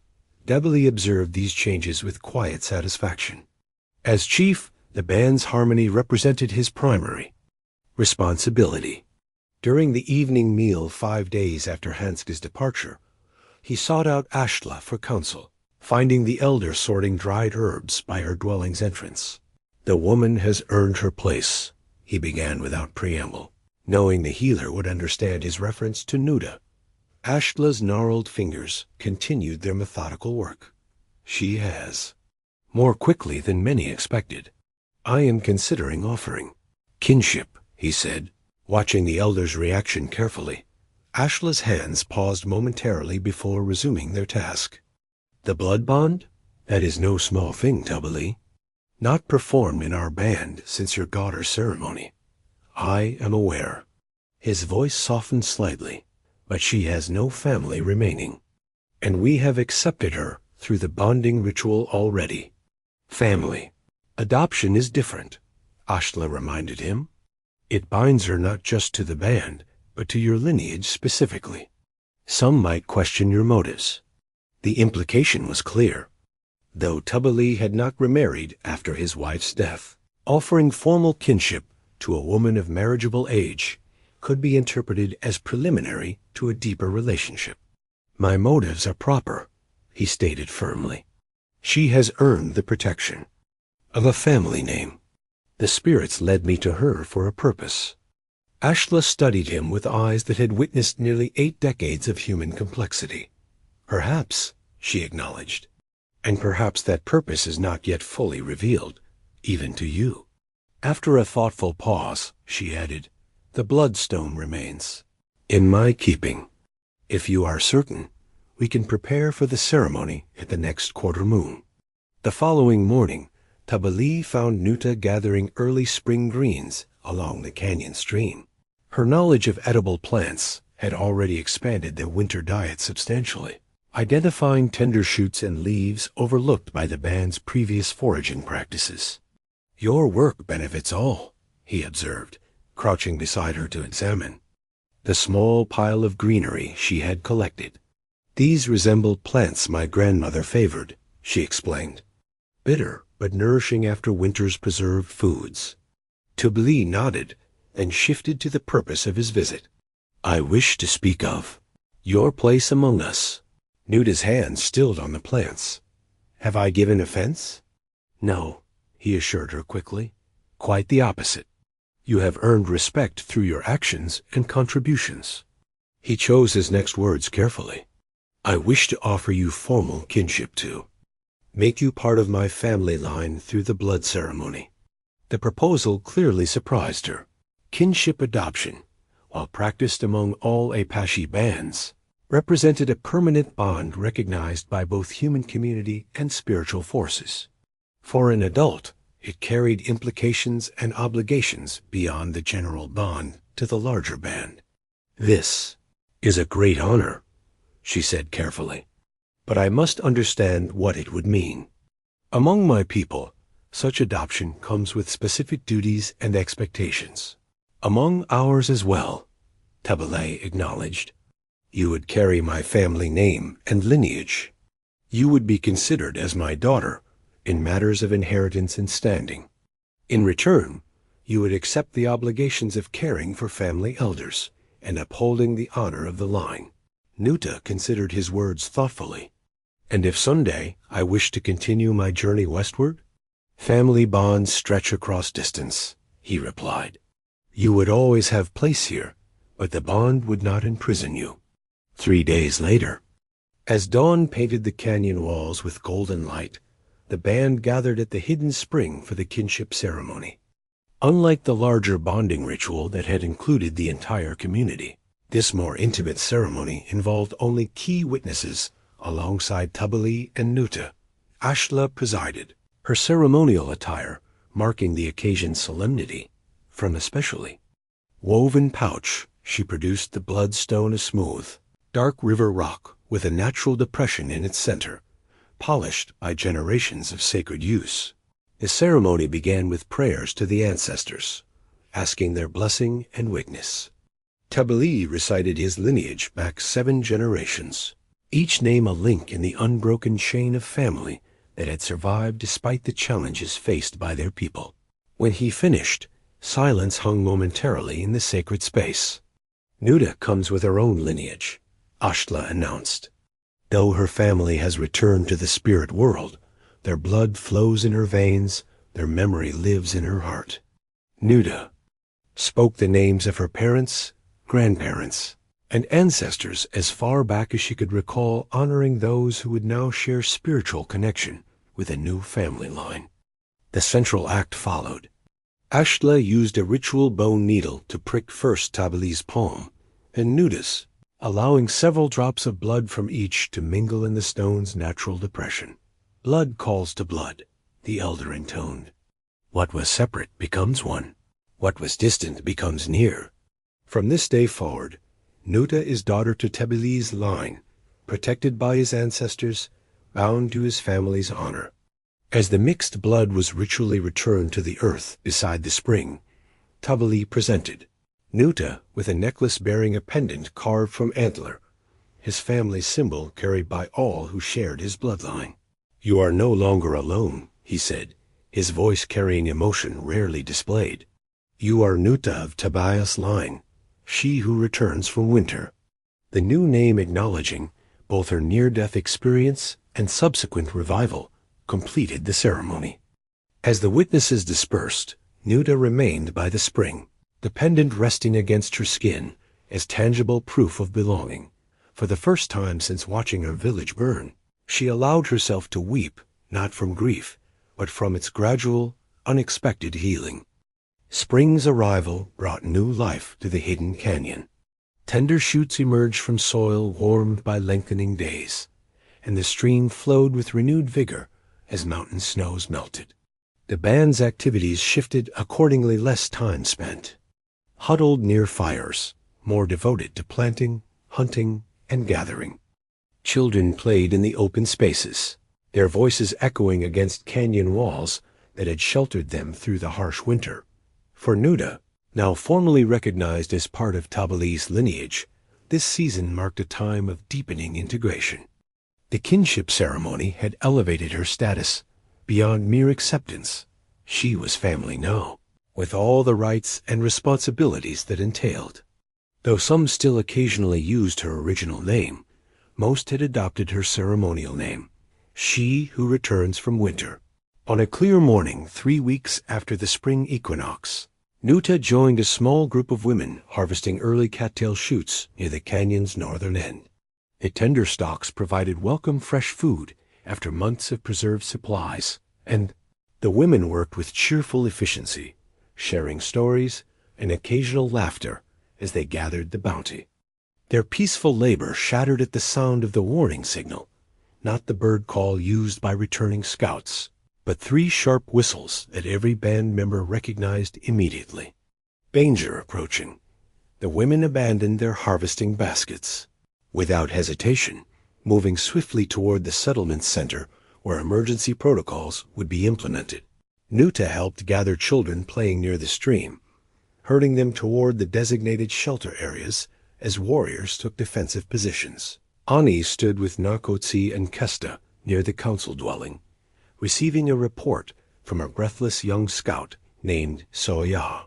"Blue coats," the youth confirmed, his voice low but urgent. A patrol with the lieutenant who carries the seeing glass. They found tracks near the western ridge. How many? Nootá asked. 12 soldiers, the lieutenant, and a scout who appears to be Navajo. Soya's expression reflected the gravity of this last detail. Native scouts employed by the cavalry possessed intimate knowledge of how Apache bands moved and hid, making them far more dangerous than white soldiers alone. How far?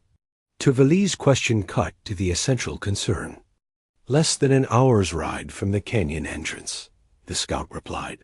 They follow a game trail that passes near our hidden path. This news brought grim silence. Though the canyon entrance remained nearly invisible, unless one knew precisely where to look, proximity increased risk dramatically. A careful observer might notice subtle signs: disturbed stones, compressed earth, broken twigs that indicated human passage. Tł'ahní made swift decisions. Implement the shelter protocol. All non-warriors to the upper caves. Take only essential supplies and leave no evidence of habitation below. The band had practiced this emergency procedure during winter months, a precaution Tł'ahní had insisted upon, despite some viewing it as excessive caution. Now, his foresight proved its worth as families quickly gathered predetermined supplies and moved toward the narrow paths leading to higher shelters carved into the canyon's upper reaches. What of our dwellings? One elder asked.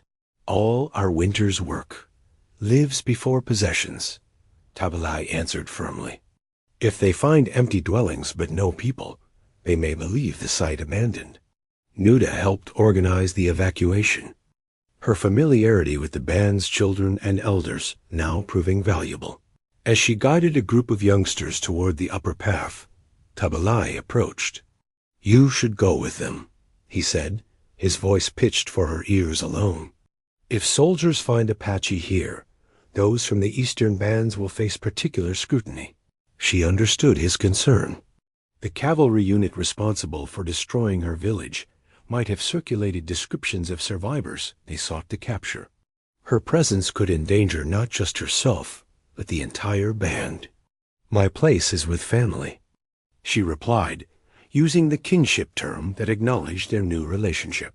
I can help defend our home. Before he could argue further, Tł'ahní interrupted with urgent news. The lieutenant has the spyglass trained on the canyon walls, he reported. He studies the upper ridges methodically. This development accelerated their timeline. If the officer had spotted something suspicious, perhaps smoke residue from winter fires or the barely visible game paths that doubled as emergency routes, direct investigation would soon follow. Tł'ahní made an immediate decision. Nootá, take 4 warriors and create a diversion 2 ridges eastward. Make enough noise to draw attention, but avoid direct confrontation. As Nootá selected warriors for this dangerous mission, Tł'ahní turned to the remaining defenders. The rest prepared to protect the canyon entrance. If they discover the passage, we must be ready. Nootá followed Tł'ahní and Tł'ahní to a storage alcove where rarely used weapons were kept. The chief selected additional knives and bows for those who would defend the narrow entrance, a natural choke point where a few defenders could theoretically hold off a larger force. As she helped distribute weapons, Nootá's mind worked rapidly. Her knowledge of cavalry tactics, gained through bitter experience, might prove valuable now. The lieutenant, she asked Soya, does he appear cautious or aggressive in his approach? The young scout considered. Cautious. He examines everything through the seeing glass before advancing. Very methodical. This information sparked an idea. Such men fear what they cannot see clearly, she said. They imagine threats in shadows. Tł'ahní caught her implication immediately. You suggest we use his caution against him. The canyon has natural defenses beyond its hidden entrance, she elaborated. Features that could appear threatening to soldiers unfamiliar with such terrain. Within minutes, defensive preparations expanded to include Nootá's suggestions. Warriors positioned themselves at strategic points where they could create impressions of greater numbers. Women who had insisted on remaining to defend their home prepared bundles of specific plants that, when burned, would create disorienting smoke. From the canyon rim, Kesta signaled with a small mirror the cavalry patrol had divided, with Nakutz's diversion successfully drawing away half their number. But the lieutenant, the Navajo scout, and 5 soldiers continued their approach toward the canyon's vicinity. Tabali assigned final positions. Taklashim would lead the warriors, protecting the family's retreat path. Tabile himself, with Nootá and 3 others, would defend the main entrance if discovered. Kesta would maintain his observation post, using the mirror to signal developments. As they took their positions, Tabali paused beside Nootá. "If capture becomes inevitable," he said quietly, "remember that soldiers sometimes spare women. Men rarely survive." She understood his implication. If the worst occurred, he was giving her permission to surrender rather than fight to the death, a pragmatic choice that might preserve at least one life from their band. "We will not be captured," she replied with quiet certainty. "The spirits did not preserve us through winter to abandon us in spring." Above them, Kesta's mirror flashed urgent warning. The Navajo scout had found something and was gesturing the lieutenant toward the hidden canyon entrance. Time compressed into heartbeats as the Navajo scout led the lieutenant to the narrow cleft in the rock face.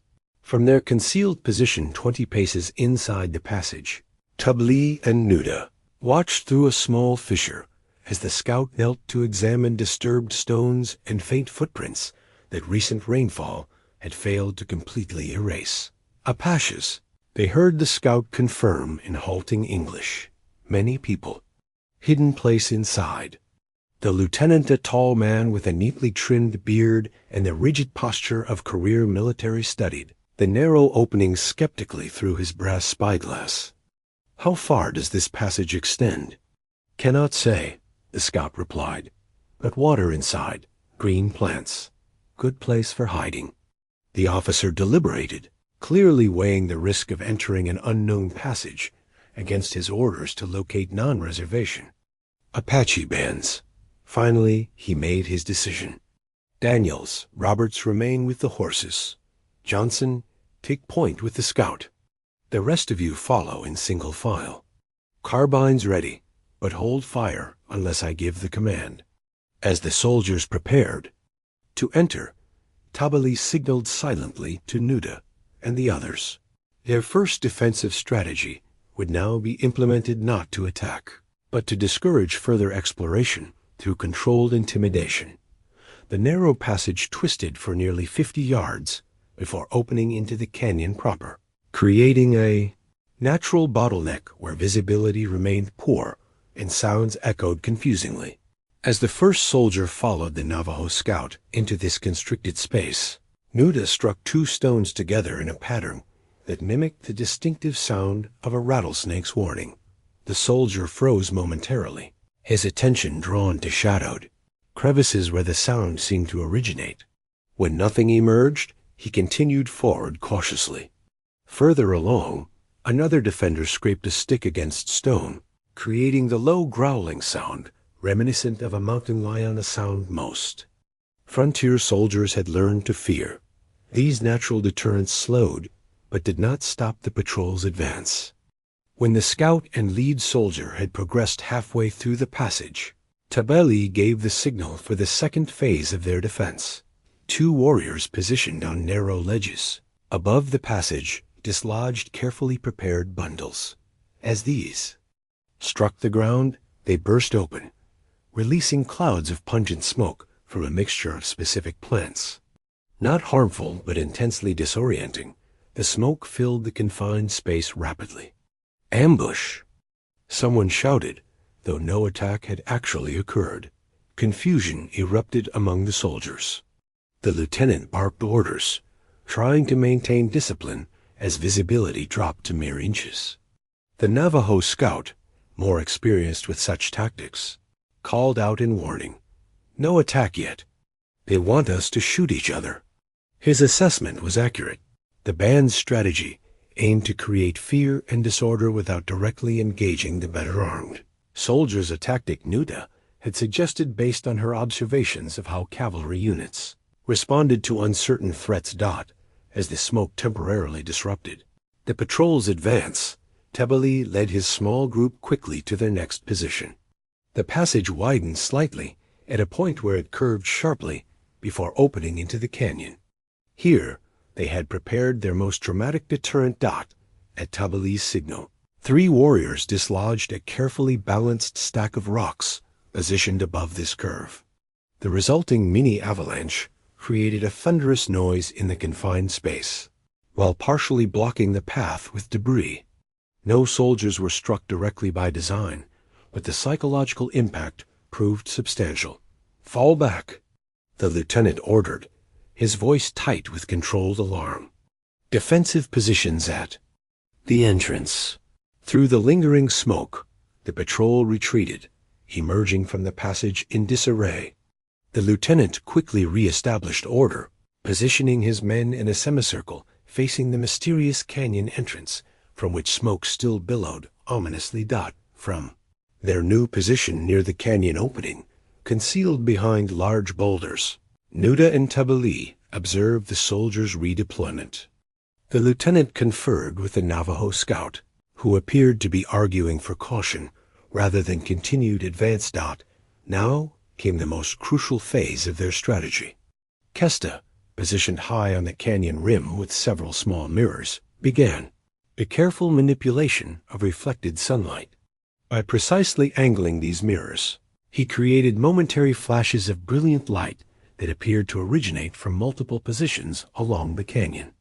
Walls. To soldiers trained to recognize the sun's reflection off metal, particularly rifle barrels. These flashes suggested numerous armed defenders positioned at strategic vantage points. The lieutenant studied these apparent positions through his spyglass, his expression growing increasingly concerned as he estimated the tactical disadvantage his small patrol would face. "They have the high ground and know this terrain," they heard him tell his sergeant. "We're exposed, and reinforcements are diverted eastward." The patrol maintained their defensive position for nearly an hour, occasionally firing a shot toward spots where mirror flashes had been observed. Eventually, the lieutenant made a decision that brought relief to the hidden defenders. "We'll withdraw to rendezvous with the main patrol," he announced. "Mark this location on the map. We'll return with a full company if headquarters deems it necessary."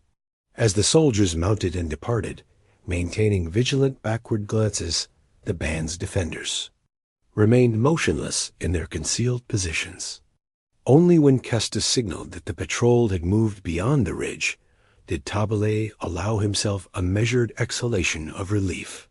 "They will return," he acknowledged to Nootá as they finally emerged from cover, "but not today. And next time, we will be better prepared." The defense had succeeded through cleverness rather than bloodshed, a victory of particular significance. Had shots been fired or soldiers injured, military retaliation would have been inevitable and overwhelming. Instead, the encounter would likely be recorded as a reconnaissance of a suspected but unconfirmed Apache location, meriting eventual follow-up but not immediate reprisal. As band members returned from the upper caves, their relief at finding the canyon intact was palpable. Children were hushed, fires remained unlit, and scouts positioned to provide early warning of any return. But the immediate threat had passed. Nakotsa returned with his diversionary party shortly before sunset, reporting success in drawing away half the patrol through a series of misleading tracks and distant sightings that had led the soldiers on a fruitless chase eastward. That evening, the council gathered to assess their situation. The canyon's discovery, even though partial and inconclusive from the military's perspective, had transformed their circumstances.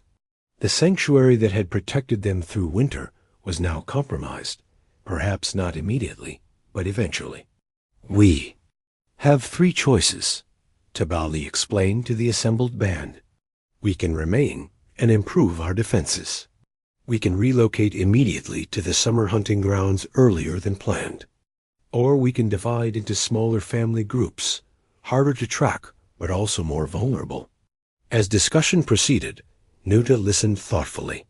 The threat they faced was one her own band had confronted before their destruction: the methodical, relentless expansion of military control over Apache territories. Yet today had shown that resistance remained possible through intelligence rather than direct confrontation. When Tł'ahní asked for her perspective, she spoke with the clarity of one who had witnessed both defeat and survival. "The bluecoats follow patterns," she explained. "They will return, but not before reporting to their commander and receiving new orders. That gives us time, perhaps weeks, to prepare either defense or departure." Her assessment, informed by bitter experience, yet delivered without panic, helped calm those who had argued for immediate flight. The band would remain vigilant, but would not abandon their carefully established home without thorough preparation. As the council concluded, Tł'ahní approached where Nootá stood with Tł'ahní. His expression held something she had never before witnessed from the proud warrior: respect untainted by reservation. "Your strategy saved blood today," he acknowledged. "Both theirs and ours." The weeks following the cavalry encounter brought renewed purpose to the canyon settlement. Rather than succumbing to fear of discovery, the band channeled their energy into pragmatic preparations. Some improved the hidden pathways to the upper caves, making them more accessible for elders and children. Others enhanced natural defensive features throughout the canyon. All participated in disguising evidence of their presence that might be visible from above. Scouts maintained vigilant rotation, monitoring military movements across the surrounding territory. Their reports suggested the patrol had indeed marked the canyon for future investigation, but immediate return seemed unlikely. The bluecoats had been dispatched to other assignments along the territorial border. This reprieve allowed spring planting to proceed with cautious optimism. The band had survived winter's harsh embrace and outmaneuvered their most dangerous enemies. Now, tender seedlings pushed through the canyon's fertile soil, symbols of resilience and renewal that resonated deeply with their own experience. 1 month after the soldiers' retreat, as new growth transformed the canyon into a vibrant green sanctuary, Tł'ahní called the band together for an important council. The winter's trials and spring's challenges had altered their circumstances in ways that required formal acknowledgement and collective decisions. The council fire burned bright as dusk settled over the canyon. Families gathered in their traditional places, children unusually quiet as they absorbed the gathering's solemn atmosphere. Elders sat nearest the fire, their faces reflecting both firelight and the wisdom of accumulated years. Tł'ahní, wearing the formal attire appropriate for significant declarations, began with traditional prayers honoring ancestors and spirit guides. When these concluded, he addressed the practical matters at hand. "Our band has faced great challenges," he stated. "Winter's cold, hunger's threat, enemy discovery. Yet we stand here together, not diminished but strengthened." Murmurs of agreement rippled through the gathering. Despite hardships, or perhaps because of them, the band had developed a deeper cohesion. Old rivalries had given way to mutual reliance. Individual skills had been recognized and valued for their contribution to collective survival. "The bluecoats know of this place now," Tł'ahní continued. "Though our defenses proved effective, we must acknowledge that our sanctuary is no longer completely hidden." This reality had been much discussed in recent weeks. Some advocated permanent relocation to more remote territories. Others argued for maintaining their established home while improving its defenses. Still others suggested seasonal migration between multiple locations to avoid presenting a fixed target. "The Council of Elders has deliberated on our path forward," Tł'ahní announced. "We will remain in the canyon through the growing season, harvesting what we have planted. When autumn comes, we will evaluate whether to winter here again or move temporarily to the western valleys." This measured approach, neither hasty abandonment nor rigid insistence on permanence seemed to satisfy most. Heads nodded in approval. As Tł'ahní continued, "The events we have experienced have also revealed leadership qualities among us. Some who were untested have proven their worth. Others have demonstrated wisdom that deserves formal recognition." Here, his gaze moved to where Nootá sat among the women of his extended family. Since the kinship ceremony, she had assumed responsibilities befitting her new status. Yet her contributions extended beyond family obligations to benefit the entire band. Nootá, who became she who returns from winter, who joined our band as stranger and became family, has demonstrated wisdom in counsel and courage in action, Tł'ahní stated formally. The elders proposed that she join the Council of Advisors, with special responsibility for relations with other bands we may encounter in our seasonal movements. The proposal represented unprecedented recognition, while women occasionally served as council advisors. Such positions typically came after decades of life experience. For a relative newcomer to receive such nomination reflected both her exceptional contributions and the band's evolving recognition that survival required embracing new perspectives. When Nootá rose to acknowledge the honor, her expression held both gratitude and measured awareness of the responsibility being offered. "I accept this trust," she said, her voice clear in the evening stillness. "My experiences, both bitter and sweet, I place in service to our band's future." Following this formal business, the gathering transitioned to a celebration of spring's arrival. Food prepared from fresh plants and recent hunting was shared among all present. Children performed traditional dances they had practiced in secret as a surprise for the adults. Elders told stories that connected present circumstances to ancient tribal wisdom. As the evening progressed, Nootá found herself seated beside Tł'ahní at the fire's edge, slightly removed from the main celebration. Between them, a small space held significant meaning close enough for private conversation, yet publicly appropriate for chief and advisor. "The band has embraced you more fully than I dared hope," he observed, watching the dancers circle the fire.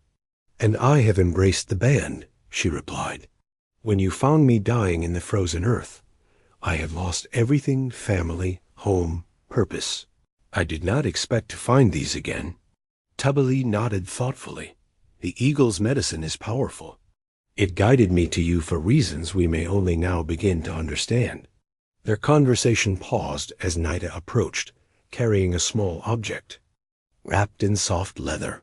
The child had formed a special attachment to Nootá during the winter months, often seeking her company during communal activities. "For the planting ceremony," Nootá explained, carefully unwrapping her bundle to reveal a germinating seed nestled in damp earth. "Mother says you should place the first one, since you taught us about the Eastern growing ways." The simple request carried profound significance. In Apache tradition, the ceremonial planting of the first seed represented the band's commitment to the future, an act typically performed by one who embodied continuity between past wisdom and future hope. As Nootá accepted this honor, Tł'ahní's hand briefly touched hers, a momentary contact that acknowledged their shared journey from desperate survival to cautious hope. Together, they rose to join the gathering where the planting ceremony would soon begin. The canyon that had sheltered them through winter's harshest days now flourished with spring's abundance. Though challenges remained, the blue coats would eventually return. Resources would again grow scarce. Difficult decisions would require wisdom. The band faced these prospects with strengthened resolve and deepened bonds.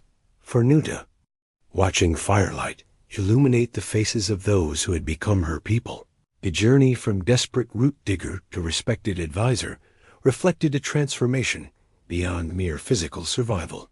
The frozen ground that had nearly claimed her life had given way to fertile soil where new possibilities took root and flourished. "We begin again," Tł'ahní said softly, voicing the thought that seemed to connect them all as they gathered around the ceremonial planting site. as we have always done, as we will continue to do.